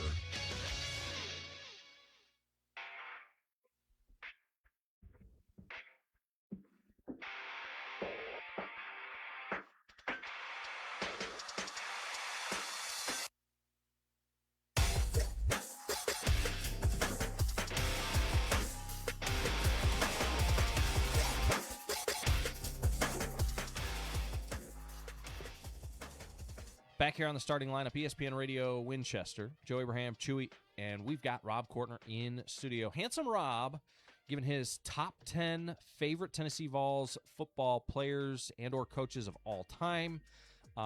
Jumping into chat, Brett said Andy Kelly, Casey Clausen, Eric Ainge are guys on his list. Todd Helton on the baseball field. So Brett's got a little list working. We'll see if any of those names make it to your list as well. Speaking of Todd Helton, yeah, like I'm so glad that you just said, like I asked you all sports or just football. I'm so glad you just said football. Yeah, because like I probably would have had to come here like 25. Oh man, as I was considering it, I'm like, no, we need to separate for that exact reason. Yeah, because I don't even know how you would. I think what we're going to do is we're going to do like football and then all sports, or football and then basketball and then all sports, or something like that, because there's some big names, certainly. Well, let's get us started. You want to start at the bottom? Yeah, we'll start with number 10. Number 10, I got Jawan Jennings. Okay, that's a good place to start. Just the style and the mentality this guy had. I mean, every time the ball was in his hands, it's like it took two people to take him down. Yeah. I mean, one guy that didn't make my list, but I'm going to talk about him, probably would have been honorable mentions, Inky Johnson. Right. Played for Tennessee. He always talks about that power T means something to all those guys. Right. They call it VFL. Everybody calls it something different, but he calls it the power T. And you could tell when Jawan was in Knoxville, that power T really meant something to him. And he still carries that mentality with him. I mean, he's not the quickest guy on the field, but like I said, as soon as he gets the ball in his hands, you're going to have to bring him down. Yeah. And lack of effort was never a part of his, problems up at Tennessee. The wins-loss, I know they didn't go always like you wanted to. 2016, I guess, was their best season. And, of course, he's always going to be known for the Hail Mary at Georgia. But, like I said, I know the rest of his career up there didn't go as playing win-loss wise, but it wasn't 15's fault. Jawan was always given 100%. Yeah. How much of that stemmed from him coming from this area? Yeah, a lot. I mean, I think that resonates for a lot of us around here on why we know him. But I mean, I think it's a pretty cool story too. He's recruited as a quarterback, and he gets to Knoxville, and he's pretty quickly moved to receiver, which I always kind of hoped to. And he didn't get his bulky year too. He got the NFL, but right, he just seemed like he'd been a perfect tight end for the NFL game too. But that's something that kind of wish he could have got a shot at in college there. But yeah, that definitely helped him on my list as well, being from Franklin County. Would have loved to seen him as a Franklin County Rebel. Yeah, that would have been tremendous. But again, just another one of those guys who came from Franklin County. I am disappointed that he didn't end up as a Tennessee Titan. That would have been really cool. I thought it was going to work out perfect. I know it. I really did. But up there with Minnesota now. Yeah, All right, who you got at number 9? Number 9, I got Casey Clausen. Okay. He's a guy that's on a lot of folks' lists. Yeah, and I'm kind of shocked, too, because I feel like he's not talked about enough. Like I even had here in my notes, probably the most underrated player in Tennessee history.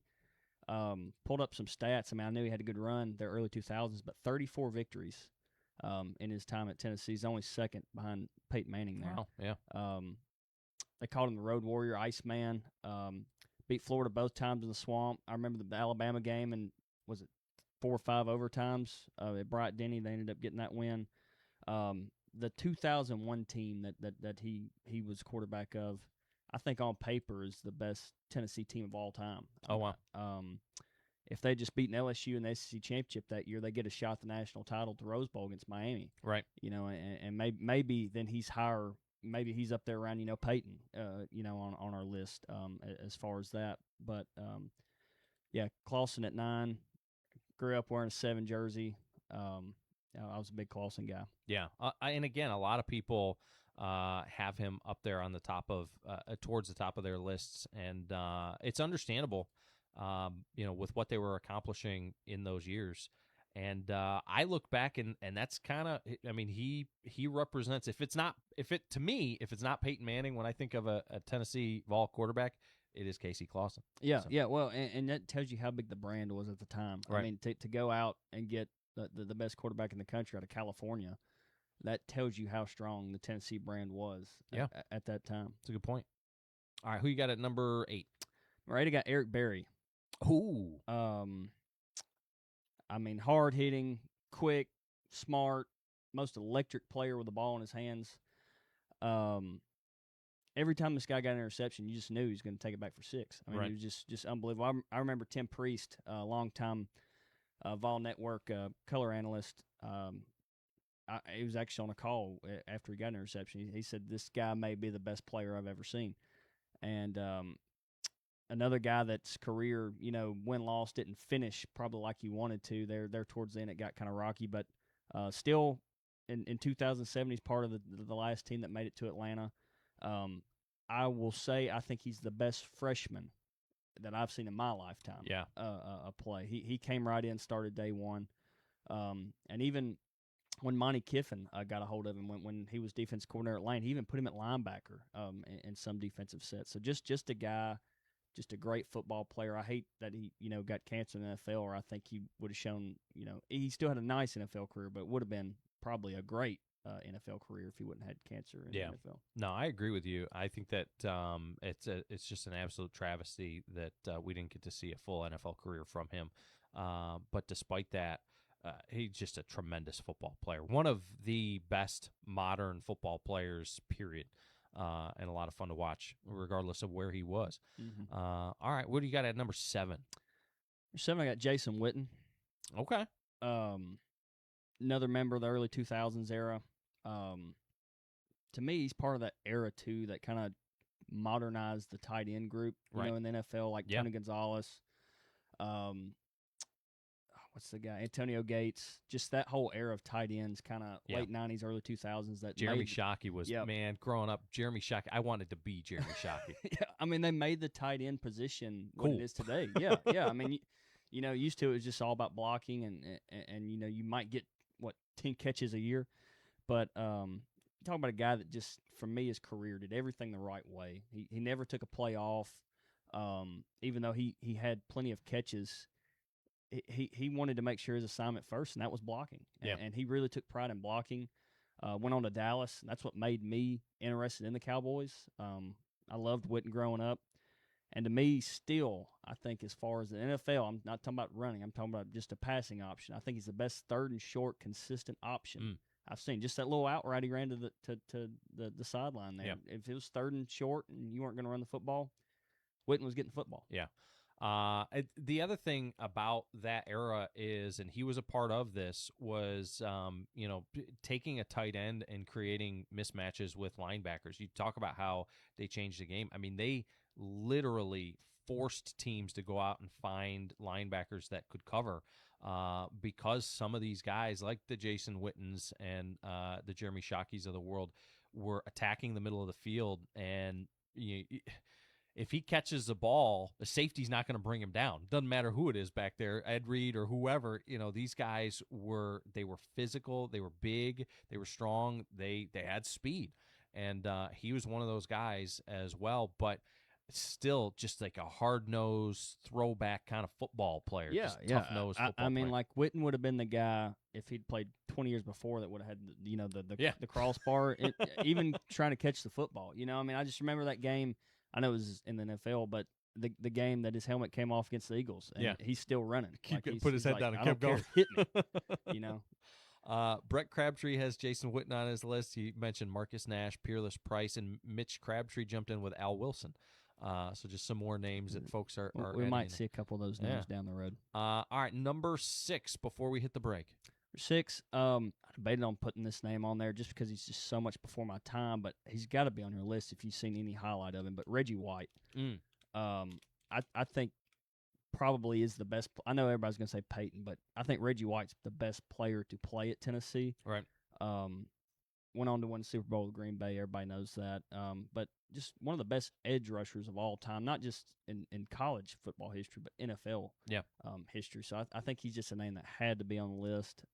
Really kind of set the tone for that 80s Tennessee Johnny Majors era, too. Yeah. I mean, just... Reggie playing in college was even before my time, and I don't really remember him playing for the Eagles, but I remember him thoroughly at Green Bay. And that's the one I remember. He was, again, you talk about guys who really changed the game. It's interesting. We just talked about Jason Witten kind of falling into that tight end grouping of guys who changed. He kind of changed the game, or he was one of the guys who really changed the game from the defensive end standpoint. You think back to the 90s and early 2000s, and he's one of those guys. I mean, Michael Strahan, I don't think is Michael Strahan without, this guy coming before him and paving a road. Reggie White was just absolutely tremendous coming off the edge.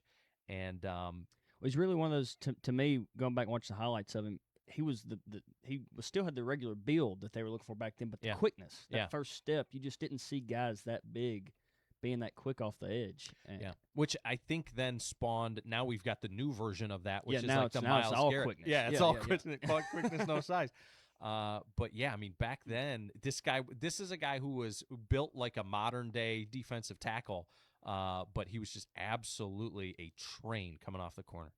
All right, brother. Well, when we come back, we'll get into your top 5 on the other side. Run through your 10 through 6 again. All right, we got Juwan Jennings at 10, Casey Clausen at 9, Eric Berry at 8, Jason Witten at 7, and Reggie White at 6. I love it. And what's crazy about this is, again, how amazing the talent is, and we're not even to your top 5 yet. Mm-hmm. That's awesome.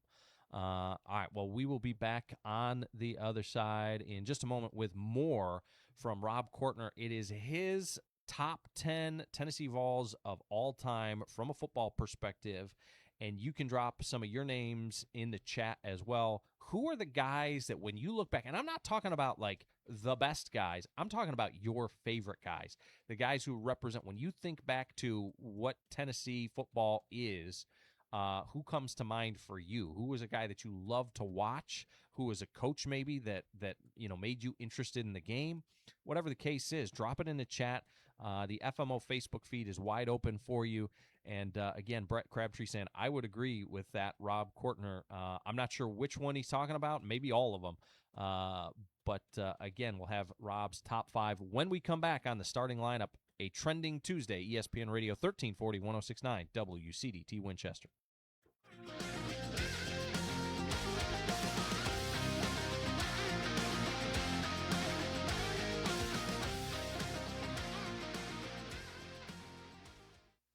Every child deserves a safe place to grow. When substance misuse enters a home, children can face neglect and lasting trauma. The Drug Endangered Children's Initiative in Franklin County brings together schools, first responders, and community partners to identify risks early and protect our most vulnerable. It's not about blame, it's about protection. And when we stand up for our children, we are stronger together. Learn more at fcpctn.org/DEC.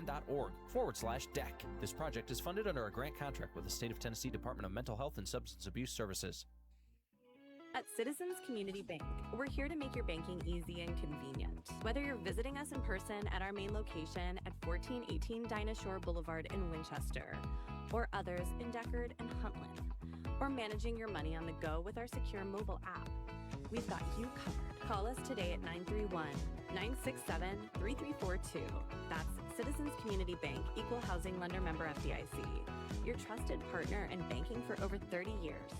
This is ESPN Radio Winchester, where Franklin County comes to life. From local news and athletics to everything in between, we're proud to bring you the stories that matter right here at home. And it's all made possible by local businesses connecting with real people in our community every single day. When you support them, you support our local coverage.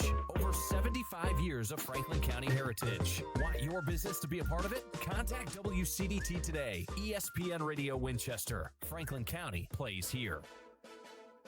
It's time for a local news break from the 931 Go News Center. Summer learning is in full swing in Huntland, and students are making the most of their break while continuing to build academic skills and create lasting memories. Franklin County Schools reports that the Huntland Summer Learning Camp has reached its halfway point, with students already completing 2 weeks of hands-on activities, reading projects, science experiments, and personalized instruction. One of the highlights has been a series of interactive science lessons. Students recently created butterfly feeders and placed them around campus to attract local pollinators. Campers have also been studying extreme weather, culminating in a hands-on tornado in a bottle experiment that allowed students to observe how a vortex forms. Academic learning remains a major focus of the program. Rising fourth grade students have been reading the classic novel Stuart Little, using the story to strengthen reading comprehension and critical thinking skills. Meanwhile, students throughout the camp have participated in math enrichment activities and response to intervention, or RTI, instruction designed to provide targeted academic support. Teachers have taken advantage of the summer weather by moving portions of instruction outdoors, using breezeways, shaded areas, and open-air learning spaces to create a more engaging environment for their students. School officials say one of the biggest strengths of the program has been its emphasis on individualized attention. Students are receiving one-on-one support tailored to their academic needs while still enjoying plenty of opportunities for recreation and social interaction. With 2 weeks remaining, camp leaders say the focus will continue to be balancing learning with fun while helping students build confidence and maintain academic momentum heading into the new school year. For more community news, visit 931go.com. Stay informed and stay connected to your community with ESPN Radio Winchester. When it comes to caring for your loved ones, choose a name you can trust. Inhabit Home Health in Winchester, located at 2068 Cowan Highway. We're here to provide compassionate professional care right in the comfort of your own home. From skilled nursing to therapy services, our team is dedicated to helping you or your loved ones achieve the best quality of life. Call Inhabit Home Health today at 931-967-0633 to learn more about our personalized care plans.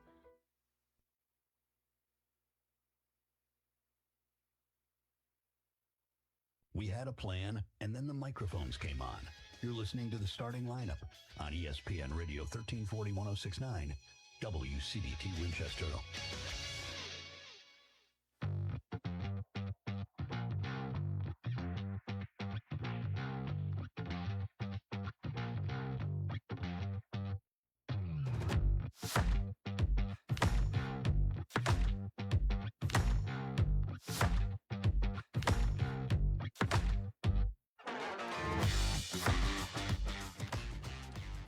Back here on the starting lineup, ESPN Radio 1340-1069, WCDT Winchester, going through Rob Kortner's top 10.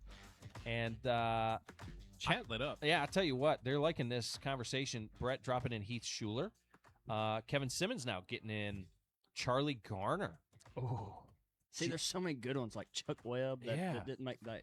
Jamal Lewis from Brett Crabtree. Again, James Littleman Stewart. Kevin Simmons says Joey Kent, Carl Pickens. I think what's cool, too, is depending on the era of the fan, the guys that they refer to.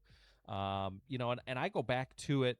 I mentioned this earlier, but for me, it's like there are guys who I just remember watching, and Montario Hardesty comes to mind, where they don't really accomplish anything spectacular, but man, you just loved watching that guy play. Mm-hmm. I think it shouldn't, but it kind of does, like how the team, like, and I'm sure you can relate to this, like even when Alabama was down, like there were some great players on those teams that were down, but like Cordell Patterson on like the 2012 team there with Dooley, like you try to forget that, but I mean, he was unbelievable with the Right. football in his hand, like, and still playing in the NFL now. When I was at Alabama, so this was the transition, right? So Mike Shula was the head coach when I first arrived on campus, and then we went through that whole thing where they thought that they were going to get Rich Rodriguez, and then next thing you know, Rich Rodriguez backed out at the last minute. He ends up the head coach at like Michigan, and we ended up with Nick Saban, and we were all kind of disappointed, and they were going after Nick Saban. Oh, he said that he wasn't going to leave Miami, and now he left Miami, and so that's exactly the time where I joined the Alabama football program as a student assistant. And the amount of talent that the way that talent transitioned was insane. Because you had a guy like Prince Hall who was, I don't know, he's probably my height. He was like 5'10", 230 pounds, short, stocky, linebacker. And then all of a sudden comes Rolando McClain. And Prince Hall was a guy who, again, freshman All-American and all these great accolades. And Rolando McClain comes in as a freshman and looked like his daddy. I mean, just a complete genetic freak out there. And so I got to see firsthand up close kind of the transition. Our best running back the year, Saban's first year, was Terry Grant. Who Alabama fans will remember. The guy had really no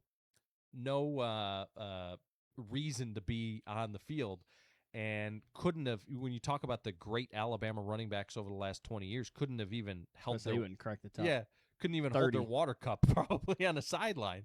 But there were guys on those teams. People will remember Jimmy Johns. Jimmy Johns like totally flamed out of college football because he was, on drugs and all these things. Guy showed up one day at practice, had an iguana on his shoulder. What are we doing here? Where are you going to put that during practice? But I absolutely loved watching Jimmy Johns play football. And that's kind of where this list is, right? Is just guys that we enjoyed watching. So we're to the top 5 for Rob's list. So back to number 5, Rob. Who you got sitting there? Number 5, I got Peerless Price. Nice. And I was young, when they won the national title, but I got to credit John Ward probably for me loving Peerless Price so much, because I used to just sit and listen to old John Ward calls, and I can still remember half of them about Peerless Price. But you go back and watch the highlights of him, I feel like they just sent him deep. Right. I mean, he just had that breakaway speed, and T. Martin was able to put it usually in his breadbasket. I mean, he went on the NFL and didn't have a great NFL career, bounced around a little bit, but I think probably the best deep ball wide receiver in Tennessee history, and you can make a case Jalen Hyatt in 2022 was as well, but I think that was as much to do with the offense at that time. Peerless, man, he was in an era where Tennessee was just trying to ground and pound and play defense, right, and still was able to get the numbers that he had, which was such a transition from that 97 team where he had Peyton, and then you had Marcus Nash and Joey Kent and those guys, and you were thrown all over the field. So the fact that 98 team, he was still able to put the numbers up that he did, I think is why I'd put him on there. And he wore number 37. I mean, how cool is that? Yeah. Hearing a fullback number. In a backup fullback number. Yeah. But yeah, he's who I have at number 5. Peerless was taken in the second round by the Buffalo Bills. What's funny about Peerless, and I do remember him in the Bills uniform, but what's funny about Peerless is when I think of him wearing a Cowboys uniform comes to mind. I didn't realize that he only played in like 7 games for the Cowboys. But he bounced between, you mentioned Buffalo, Atlanta, Dallas, and then back to Buffalo to wrap up his career. And he was one of those guys who just in the lore of the Tennessee Vols, you need a deep ball, just send Peerless down the sideline. Mm-hmm. All right, who you got at number 4? Number 4, I have Al Wilson, another member of the 98 team. But you talk about like if you were customizing your player on like Madden or the video game, like he's got the tall neck pad, he's got the dark black visor shield on his face mask, just an absolute unit of a guy, and just knocking people out went to Denver, did the same thing in the NFL for years, was the team captain. The thing I like about Al, too, is he's still – I mean, he's not, like, around the program as much like somebody like Peyton, but when he speaks, like, the whole program still is just so much respect, like, they listen. Right. And he doesn't say a lot, but when he does, you better be listening. I don't think that 98 team wins the national championship without Al Wilson, just the way he was able to captain that defense. And because that was the backbone of that team, was the defense. I mean, you had good pieces, Dwayne Goodwrench, Fred White. That's a name I haven't heard in a long time. Yeah, I mean, there were so many great guys on that defense, but it was all kept together by Al Wilson. Yeah. Yeah, that's true. And again, a guy who played, 7 or 8 years at Denver, had a nice little career there in the early 2000s and stuff. And I mean, I think that when you talk about the national championship team, and again, you mentioned that you're young. How did you get as much exposure as you did to those teams? Because people may think, oh, that was before your time to really appreciate them. I went through the same thing with the Cleveland Browns. So when the Browns were good in the late 80s, I was a baby or not even born yet, like 87, 80. I was born in 88. But I grew up, and my father would record all of their games on VHS tape. So literally my favorite guy, I was, 96, 97. The Browns weren't even a team at the time anymore. And my favorite players were Bernie Kosar and Eric Metcalf and Webster Slaughter and guys who played in the 80s, because I would just go back and watch over and over and over again. Same thing with this. So this is how good John Ward was. Yeah. He was so like before his time on like marketing, but he came out with like these VHS tapes in the Vol Network that had highlights of every season, and I've still got them. Yeah. But me and Dad used to just watch them, and we watched the national championship game, which thank goodness I can say I was there. Dad took me to the championship game. I obviously don't remember it, but I mean, we would just watch those games and listen to this. Even John Ward had the CDs of like you could listen to the highlights, and I mean that's how I know. That's amazing. Like the Fiesta Bowl, I could go on and on about a couple touchdowns. Like I could just vividly tell you what happened and what the play was, because that when I was running around in the backyard, I wasn't trying to be like Randy Moss. I was trying to be Peerless Price. Yeah. But that's the same with you. Like when you're around those guys and you watch those guys on the highlights, that's the guys you kind of want to become. That's cool. Kevin Smith said Jalen Hylett, and then Mitch Crabtree jumps in way before your time, but Johnny and Bobby Majors. Yeah. Yeah, people from this area definitely know the Majors name. Jalen Hyatt as well. That's a good one. All right, what number are we up to? Are we up to 3? Up to 3. Another guy that's going to be before my time, but just the highlights, unreal, and was way before his time, Condredge Holloway. I mean, to me, he was Michael Vick before Michael Vick. He was in an era of where the quarterback just really hand the ball off and pass the ball 10 times. Well, Bill Battle said, hey, Alabama wanted you as a running back. I'm going to let you be quarterback. That's what you wanted to be. And he was the first African-American quarterback in the SEC. I think if he would have been on like today's era teams, he'd probably been a top 10 NFL draft pick, probably played 10, 15 years in NFL. Back then, he didn't even get to go to the NFL. He went to the CFL, went to the Canadian Football League. But go back and watch the tapes if you haven't, of Condredge Holloway. He also donned, to me, the best uniform in Tennessee Vols history. The Condredge Holloway throwbacks, we call them the Holloway throwbacks. Yeah. Just beautiful. With the orange shoulders. Orange shoulder, white on the bottom. And they're going back to Adidas here soon. And in 2004, they actually did a Condredge throwback game. Yeah. I'm praying that they do that at least once a year. I remember that, and I'm with you. I think it would look spectacular.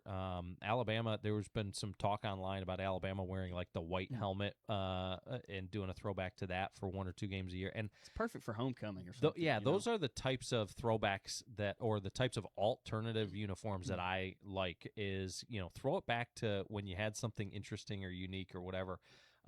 Don't try and go modern. Try and go classic. No. I mean, programs like Tennessee, Alabama, they don't need the Oregon like new stuff. I mean, they've got enough heritage and tradition, so that they can stay with it. I don't know nothing about Condredge Holloway, and that's one that is I'm gonna have to look into. unbelievable. Yeah. You'll really enjoy the tapes From Huntsville, Alabama. Yeah, very cool. Yeah, and and he's actually got a I think it's called The Color Orange. Kenny Chesney actually helped produce it. It was before they started doing like the SEC like network, right? But it was a 30 for 30 early on.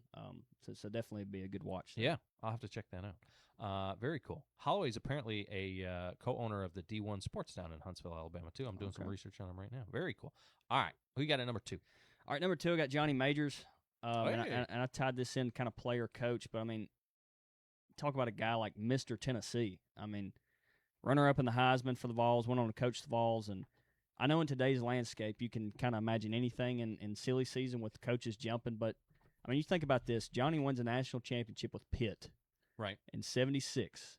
He leaves a team he just won a national championship with. Probably would have been the favorite to win it again next year. Right. And goes to a team that went 6-5 the season before in Right. Tennessee. Just that's how much Tennessee meant to him. I don't think Tennessee football is what we know it as today without Johnny Majors. Right. Because, I mean, even Fulmer, you know, he was a Majors guy. You know, he was groomed and learned a lot from Johnny. I just think he'd be impossible not to have on anybody's top list on definitely most influential people. I mean, Neyland, not saying he's as good as Coach Neyland, but probably as influential in our era as Neyland was.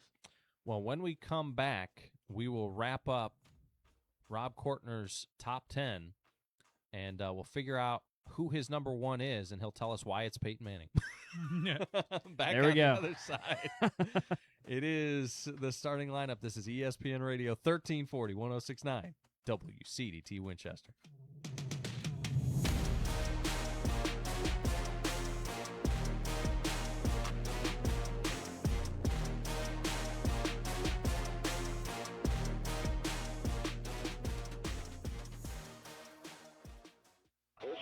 Shelby previously on the Paul Feinbaum Show.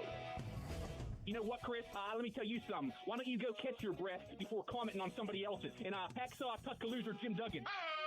You shut up, because I could strike you out blindfolded, pitching underhand with both arms tied behind my back. Okay, why don't we take a break? I'm pretty exhausted. The Paul Feinbaum Show, weekdays at 3 Eastern on the ESPN app and on the SEC Network.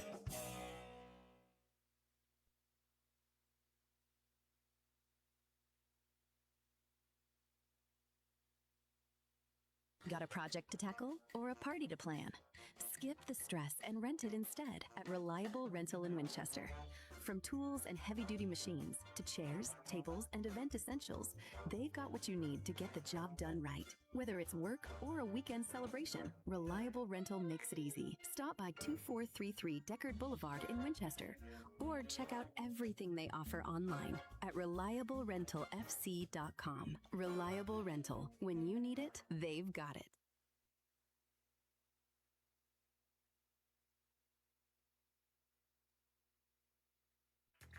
When life hits you hard, you need someone who will stand up and fight back for you. Andy Davis, attorney at law, serves Southern Middle Tennessee in personal injury, criminal defense, family law, bankruptcy, and more. Call today to set up your free consultation, where you'll get clear answers, honest guidance, and a plan built around your needs. Online at southerninjurylaw.com. This is an advertisement. Andy Davis, attorney at law, responsible for content. No representation is made that the quality of legal services is greater than that of other lawyers.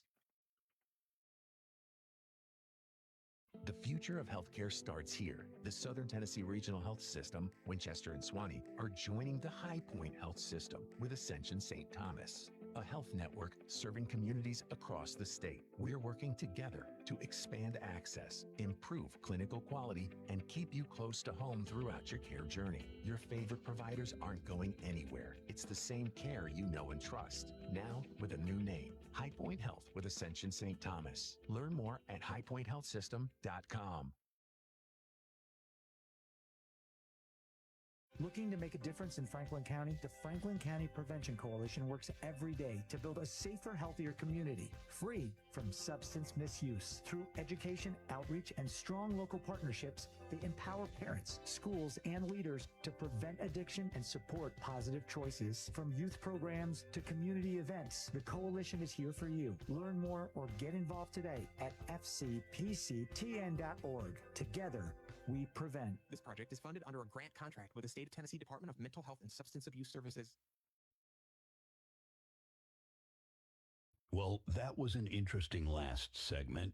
Let's try that again. Back to Joe Abraham and Chewy. This is the starting lineup on ESPN Radio Winchester.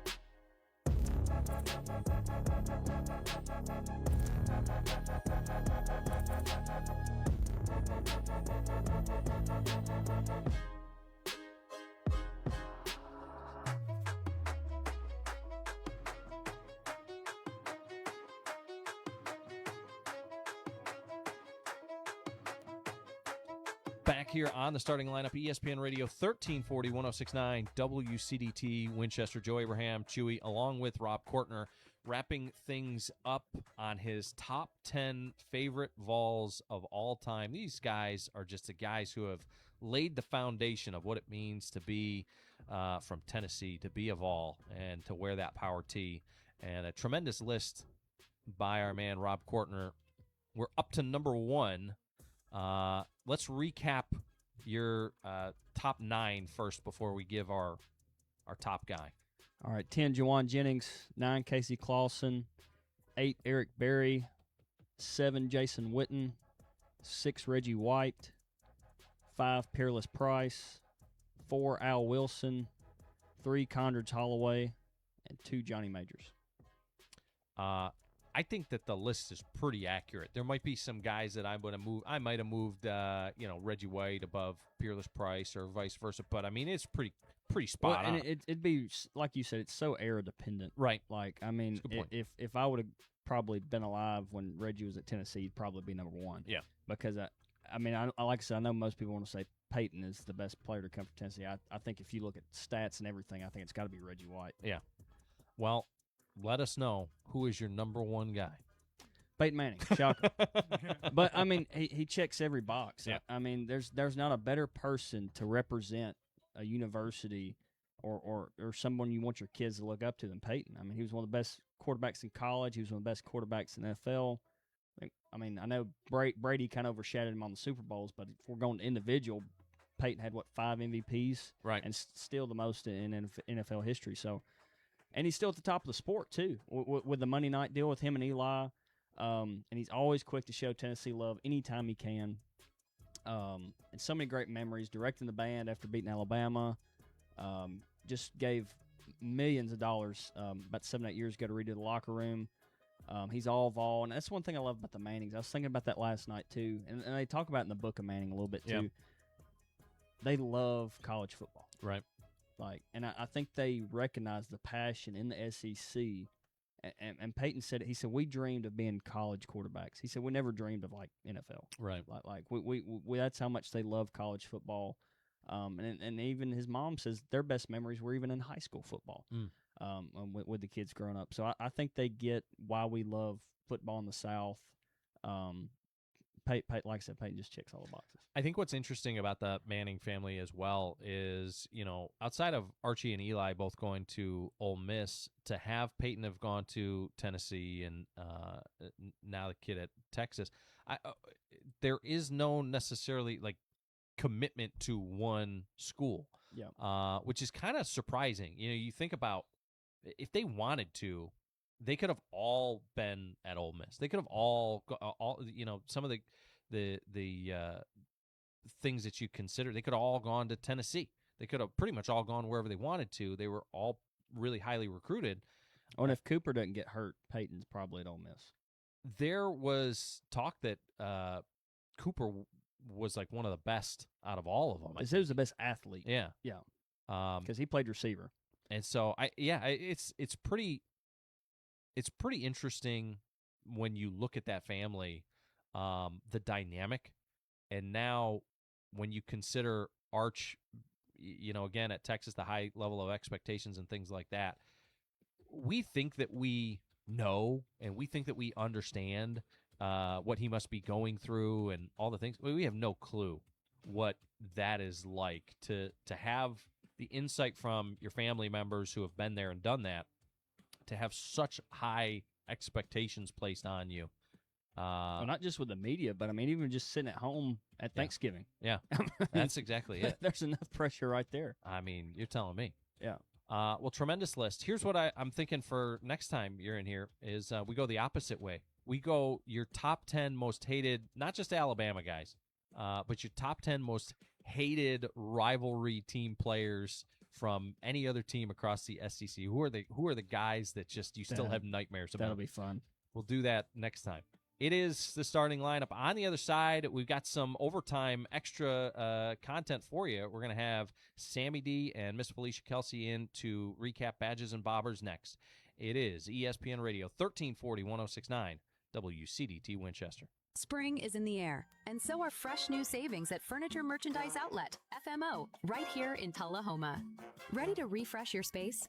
From living rooms and bedrooms to dining sets and mattresses, FMO has the styles you want at prices you'll love. No long waits, no sticker shock. Just take it home today. Visit them at 105 North Jackson Street in Tullahoma or browse anytime at FMOTN.com. Furniture Merchandise Outlet, where spring cleaning turns into a spring upgrade. No two patients are alike. High Point Health with Ascension St. Thomas delivers care centered around your health, your goals, your story, your recovery. From routine checkups to critical procedures, we use today's medical technology and advanced clinical practices to help you feel better, recover faster, and return home to the community you love. We don't just specialize in care, we specialize in you. Learn more at highpointhealthsystem.com.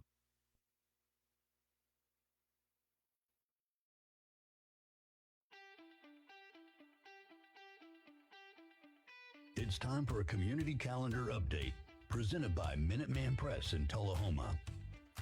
Saturday, June 20th is shaping up to be a busy day across Franklin County with several events planned from morning through the evening.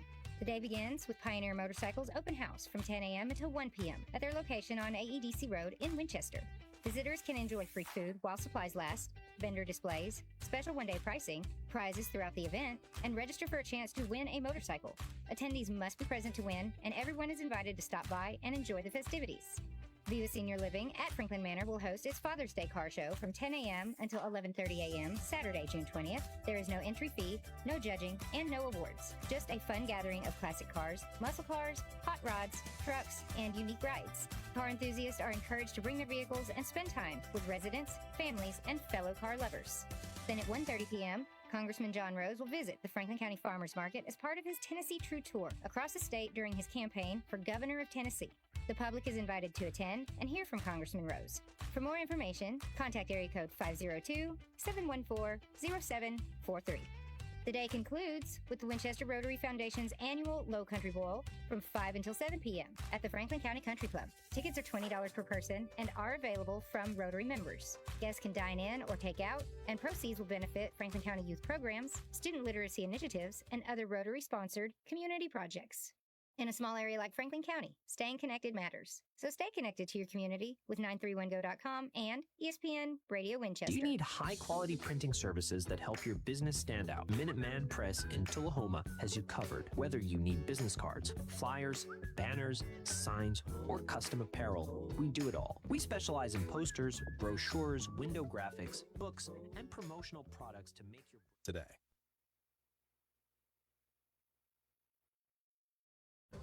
Why choose more Courtney Funeral Home?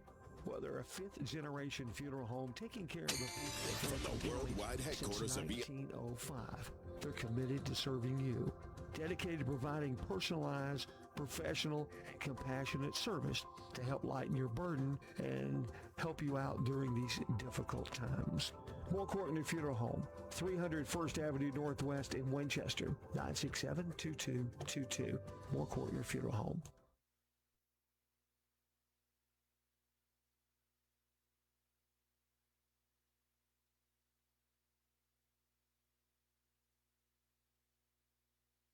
The future of healthcare starts here. The Southern Tennessee Regional Health System, Winchester and Swanee, are joining the High Point Health System with Ascension St. Thomas, a health network serving communities across the state. We're working together to expand access, improve clinical quality, and keep you close to home throughout your care journey. Your favorite providers aren't going anywhere. It's the same care you know and trust, now with a new name. High Point Health with Ascension St. Thomas. Learn more at highpointhealthsystem.com. Farmers, gardeners, and homeowners. Franklin Farmers Co-op in Winchester is your one-stop shop. From top quality feed and seed to fencing, equipment, and even pet supplies. We have everything you need to keep your farm or home running smoothly. Our knowledgeable team is here to help you every step of the way. Stop by Franklin Farmers Co-op, conveniently located at 2229 Deckard Boulevard, or give us a call at 931-967-5511. Franklin Farmers Co-op, rooted in your success, growing with your community.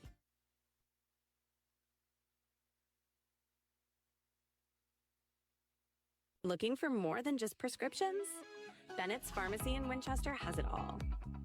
Grab a bite from our menu, browse our boutique for one-of-a-kind finds, and sip on a Bloody Marty that's worth talking about, all in one stop. Located at 1201 Dinah Shore Boulevard, Bennett's Pharmacy is your unexpected destination for great food, fun shopping, and so much more. Call us at 931-967-2777 or come see what everyone's raving about. At Bennett's Pharmacy in Winchester, we're more than a pharmacy. We're your partner in health. Conveniently located at 1201 Dinah Shore Boulevard, we're here to serve you with fast, friendly, and personalized service. Need prescriptions filled? Looking for over-the-counter products? We've got you covered. Plus, enjoy local delivery and expert advice from our caring team. Call us today at 931-967-2777 or stop by Bennett's Pharmacy at 1201 Dinah Shore Boulevard today.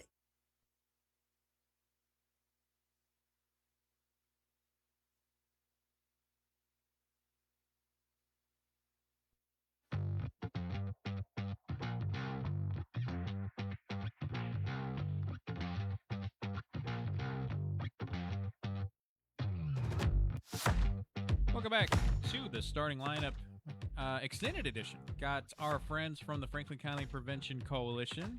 You guys wanted to jump in this morning and tell us about how badges and bobbers went. So I talked to Dustin and Dylan yesterday, and they gave us, a few breadcrumbs of things. He was just sort of telling them about, I've heard some pretty crazy numbers. So I'd like to hear what you guys have to say and give us some updates and talk about what you guys have brought in with us. So, first off, how did it go? I think it was great. It's a huge success, in my opinion.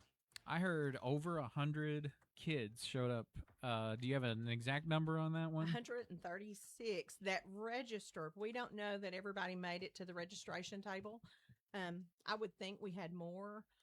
It got pretty wild at the end with folks arriving, and that's kind of why we pushed back some of our prize drawings and things of that nature. So we probably had, I think it was fair to say, I'd say we had over 150 kids, if not more, because when I would go out and walk the areas, you would just see a ton more. Yeah, I think 150 at least.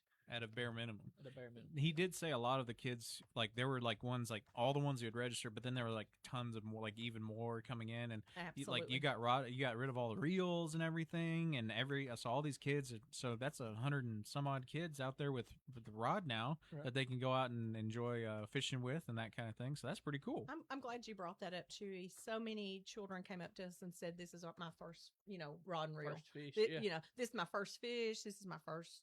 Time I've had a fishing pole. This is the first time I've ever been fishing. And that's exactly what Camp Thrive and our mission and vision is for the community, is for children that might not have opportunity to experience things for the first time. And so we reached that, my children, my daughter, shout out to my daughter, she's 27 today, but my children were raised in the outdoors. They've always had fishing poles, four-wheelers, things of that nature. You know, we take for granted how spoiled we are sometimes. And there are children in our county who that was absolutely their first time. So that just touched my heart so much to know that we were able to provide with community support an opportunity like this. Curating a positive experience, not just with something new or something interesting that they couldn't, but also curating a positive experience with first responders. Absolutely. That was one of the keys that Dustin and Dylan were telling me about yesterday. Was like one of the best parts about it was these children getting to interact with police officers and other first responders outside of the context of an emergency, which can be really important. And Felicia, you've told me about it before about, you know, kids being up there at the Prevention Coalition who they just never had that. You know what I mean? So in their brain, it doesn't, you know? Yeah, absolutely. Sam and I have been able to do some amazing stuff together. And I feel like one of them is really pour into the youth of Franklin County. And through our bridge program, we had a young man who came in one evening and he was crying as soon as he saw the embroidered badge on Sam's shirt. And at that point, you know, I had been trained about law enforcement stigma, but I never really saw it firsthand. And that broke my heart for two reasons. It broke my heart for the young man, and then it broke my heart for Sam to have to experience that. Now that young man runs to Sam and hugs him. And he learned through playing pool and kickball and dodgeball that Sam was a safe person, that he was, you know, really cared about his well-being. And that is what events like this are all about. And I think we were able to make those positive interactions through this event, because you looked out and I saw Seth Isabel out there with his own children, but he was also fixing line for another young man and different other ones. Joseph Wilham's another one that comes to mind. He was, you know, over there grilling hot dogs, but he was cutting up with the children and just letting them know they're seen. Yeah. Yeah.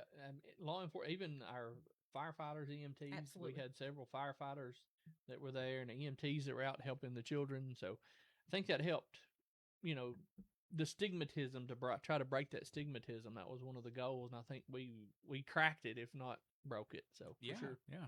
How'd you? So Sam, were you also there? I was. How'd that go? It went really well. You know, I told you Friday when I was in that if we were at 50, that would be a success. And I can confidently say that we were above 150 because we have the 136 number that we can count, but there were several vehicles that pulled up and didn't register and just went straight to fishing, and then came over and you know, had a hot dog and went to the different stations. So I feel really comfortable saying north of 150, which is a tremendous success. And there's, you know, the community saw it. Yeah. The reason I know that the community, even if they weren't there, they heard about it. Because since then I've had probably 5 to 10 sponsors come forward and go, "Hey, I didn't realize this was going on. Next year, make sure that we're involved, and we've got some things we want to do, and we want to sponsor and help out." So I think this event has a chance to maybe even double next year. Like, it could be twice as big next year. Yeah, there's some, and I feel comfortable saying this, but there was one business that they were so impressed with how it went. They're like, "Hey, next year let's get together. We would like to talk about donating a boat and a motor as a giveaway." Wow, That's amazing. And that's to reiterate what Sam said. We've had several that we just went through the list. This time we kind of a connection to the outdoors, but we've had several come to us. "Hey, we want to help. We want to be involved next year." So I think next year this thing it was beyond successful this year, but I think next year is going to be tremendous. Well, it's really, you know, Dustin and Dylan yesterday were like, when we were chatting about it, they brought up something that it's technically unrelated, but they were talking about, you know, Dustin and Dylan getting that second chance and helping how many thousands of people they do today. Absolutely. The same concept happens here, where you've got these kids getting involved, you know, with something positive, whether it be sporting or just interacting with these people in the community. And that's over 150 kids. Like, imagine just one would be worth it, but 150, like the long-term repercussions of the positivity that you guys can do and that the community can get involved with this kind of thing. Well, it increases protective factors. When I talk, a lot of times I talk about building a brick wall around your children. And every time we have an event like this, you get children out away from electronics, you get them in the outdoors, you're increasing their protective factors greatly. And, just to realize there's so many other things out there besides drugs. Mm-hmm. It was something about, I sat there at the end of the night and just watched the sunset and watched the silhouettes of the children out fishing. And I was just moved to tears, Chewy, because so much hard work, sweat and tears went in this event and so much heart. And for kids to just be out there so free and enjoying what God has provided us with, it was just amazing to me. And to know that for that evening, they were safe, Mm-hmm. and doing things that were okay. Talking about the kids and having fun, one of the neatest things of the evening, the whole thing was amazing, but we had our fish tank there that had some fish for kids to just look at and see. Well, people started putting fish in there. Well, at the end of the night, we had to get these fish out of there. And the kids just jumped in, at the end there. They just started jumping in the tank and trying to catch them with their hands, and they had the biggest time. And it was amazing to watch these kids, and my little boy was in the middle of it too. But of all ages, even up teenagers were in there trying to catch these fish with their hand, and it was pretty neat. That was a highlight. A lot of people, and it's funny, I got this idea because years ago, TWRA used to have this clear tank that they would bring out to Jonathan Ackland and some of the fishing events here locally. And then I had seen it in East Tennessee, and they don't have that anymore, or it's not readily available. So I told Chuck, I said, I want to have some fish. I don't know what we're going to do. Maybe, me being a country girl, I said, we're going to get a feed trough or something to put these fish in. Well, Troy Gamble down at Huntland Co-op made that happen. And then Capitol Hill Fire Department came and filled it up. And here we have this feed water trough, basically, of fish. And it was a highlight. Several people commented to me about how amazing that was and how much they enjoyed it. And I just want to shout out to Troy because he took, time out of his weekend to do that. And then another person that stuck out to me was Junior Thornberry over at the Highway Department, won one of the door prizes. And instantly he said, hey, I want to put that back in for next year. And plus, we want to help and sponsor again. He and his wife wanted to sponsor for next year. And plus, I think his son-in-law wanted to help him sponsor. So, good. So, well, it sounds like, this is one of those rare events where it goes so well and the positivity is so, palpable. Like, it literally, like you said, it encourages businesses to say, oh, wait a minute. Like, this is the reason why we do this. You know what I mean? It's more than just advertising. It's like being a part of making their surroundings better, the future for their kids to be better, setting up opportunities. And it sounds like they're already knocking at your door for next year. Right. So I have a question then, that being said. So are you planning on doing this annually? Absolutely. Okay. Yeah. I didn't know if you'd made that decision yet. I didn't know if you were allowed to announce it. Absolutely. As long as I'm the Drug Endangered Children's Coordinator in Franklin County and Camp Thrive exists, I think this is going to have to be an annual event. All right. So. Well, if somebody was interested in helping out with that kind of thing, do they need to contact you directly, or do they just go to the Franklin County Prevention Coalition website? They can go to the website, or they can contact me directly. My work cell is 931-308-4484.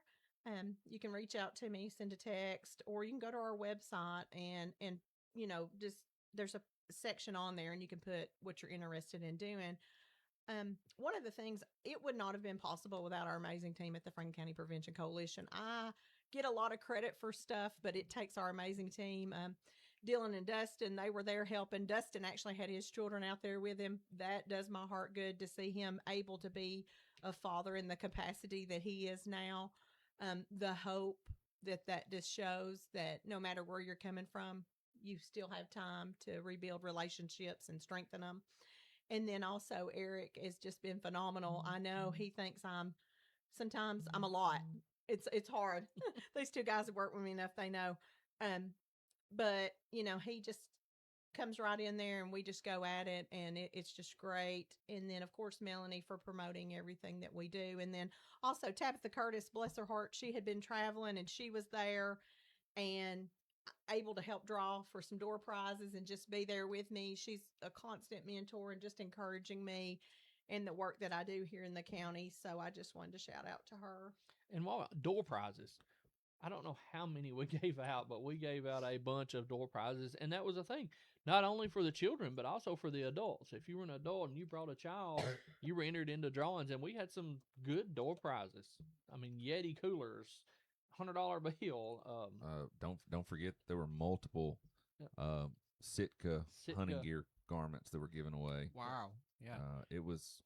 There was just an incredible amount of gifts to give out, and it was literally an hour's worth of drawing tickets and calling out, and kids and adults coming up and picking prizes. So that was incredible. I think it's worth noting, and I want to make sure we get this in and recognize the sponsors that were involved, because the community came together. Some people gave their time and effort, other people donated prizes and money. So it's worth recognizing each one of those sponsors, Chewy, if you'll allow me to do that. Go for it, dude. Sure. So we have Chick-fil-A, Walmart, Lions Club, Reliable Rental of Franklin County, Phoenix Boats, LTS Construction, Kiwanis, High Point Health, Co-op, Eichard, Tinsley Limestone and Tinsley Asphalt, Pioneer Motorcycles, Yates Land Management Service, Bass Pro Shops, Davis & Davis, Citizens Community Bank, the Huntland Fire Department, Nose Down, Fraternal Order of Police, HR&R Portable Restrooms, Poultry Electric, Lifetime Docks and Lifts, Backstage Pawn and Gun, WZYX, R&R Nursery, and Moore Courtner Funeral Home, and obviously, last but not least, you guys here at ESPN Winchester Radio. Well, very cool stuff. I'm glad it's bringing all these people together.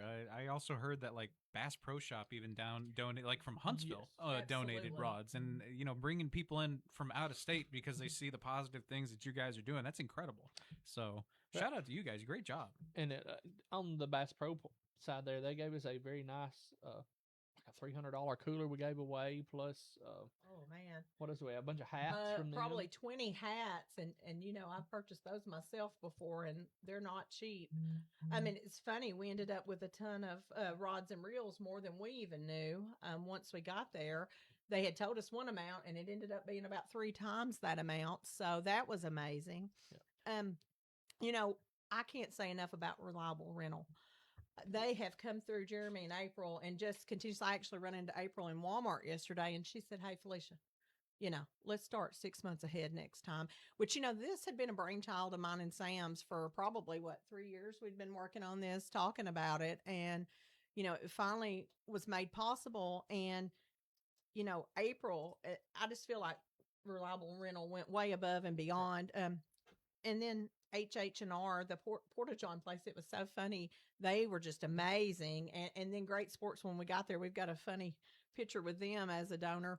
And then also, I want to say this, the Sheriff's Department has been amazing. The Sheriff, Tim Fuller, for helping us and allowing it. He just has been so supportive and allowed his staff to help with this event. Because Chuck, Sam, Joseph, Daniel, so many others at the Sheriff's Department, Rob Redmond, just so many were able to help with this event and make it a huge success. And of course, the sheriff was there with us and his support. Then also the police chief of Huntland and County Commissioner Charles Keller was there. They cooked hot dogs for us. Of course, the hospital sponsored those hot dogs, donated that food. A lot of people said, well, you should have reached out to this one or that one. We wanted to do this event. We wanted to include everybody, but we didn't want anybody to feel pressure to help us. Mm-hmm. And that's the amazing thing. Talking about the heart of Franklin County, people were just like, let us help you. This is what we want to do. I mean, this really came together quickly, and so many people had reached out to us with what they were willing to do. And there was a gentleman that caught the fish for us. And I cannot. I think he's a brown. But it was funny. he caught the fish. He also provided the worms, and I'm gonna spotlight him on social media once I talk with Matthew from the TWRA. That's another thing. They got folks at TWRA, Haley, Matthew, could not have done this event without them. Right. They brought out a whole team. They helped set up the rods and reels for the children and measured the fish. Had a great display. Right. I think who you're trying didn't Jacob provide the worms? Wasn't it? No, this was I don't want to say a name because I'm I don't want to afraid mess it we're up. But going this to is a say the different wrong guy. name too. Yeah, but I mean, just Yeah, it was incredible. Well, yeah, it sounds like this is one of those moments. You know, I've been present in some of these where you're at one of these places where you just the community comes in and you're blown away by the amount of generosity. You know what I mean? Where you're like, oh, wow. You know what I mean? Because everyone sort of recognizes that. And it sounds like you're pulling the best out of Franklin County whenever you have these events. And I'm glad that, you know, we still get to do this as a community.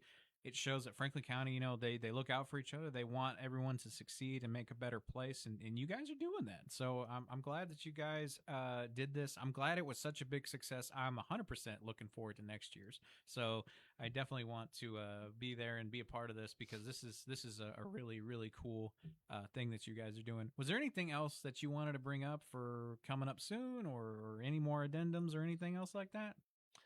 Picture. If you have pictures, you know, share them on social media, tag the sheriff's office, tag the Prevention Coalition. We're trying to get all that together and do a recap.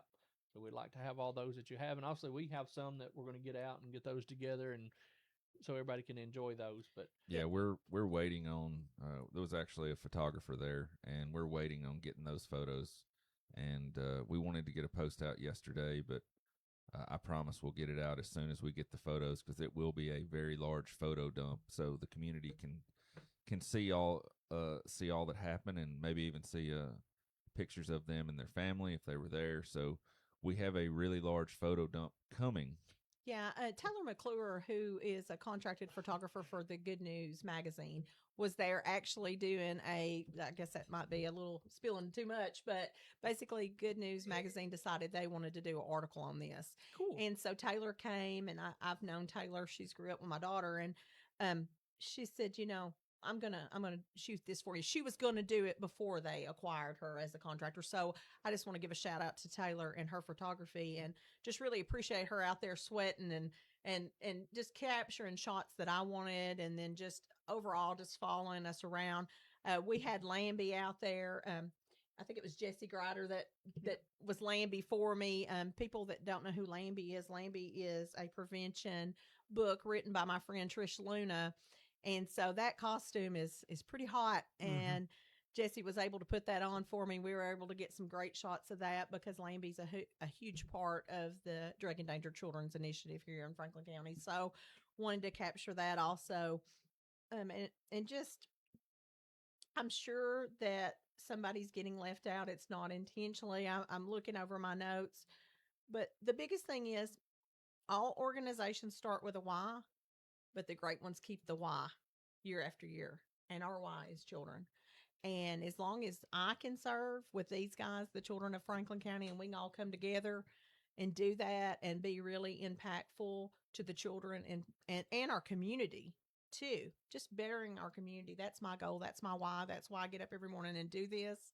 My family was actually camping in East Tennessee, and I decided to stay home to do this event. And so for me to take time away from my grandbabies, it's a hard decision, but I want to do that. I want to pour into children that might not have anybody pouring into them.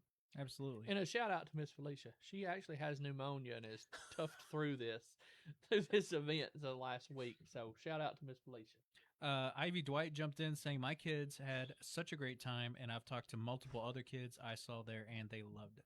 So very cool stuff. You're really touching the community here and doing a great job. Thank you so much. All right. Well, if that's all, is that everything? I believe so. All right. Well, Thank you. Yeah, thank y'all for all hopping in. Hey, congratulations on the success of everything. Shout out to all of our sponsors and all the people who got together and did this. Thank you for hopping in and letting us know how it went. All right. Well, I think that will be it for us on the starting lineup. Stay tuned to ESPN Radio Winchester, 1340-1069 for more after these messages. Said Boston seems more like a seamless fit. I don't know how Giannis and Bam coexist. Is that a thing where there's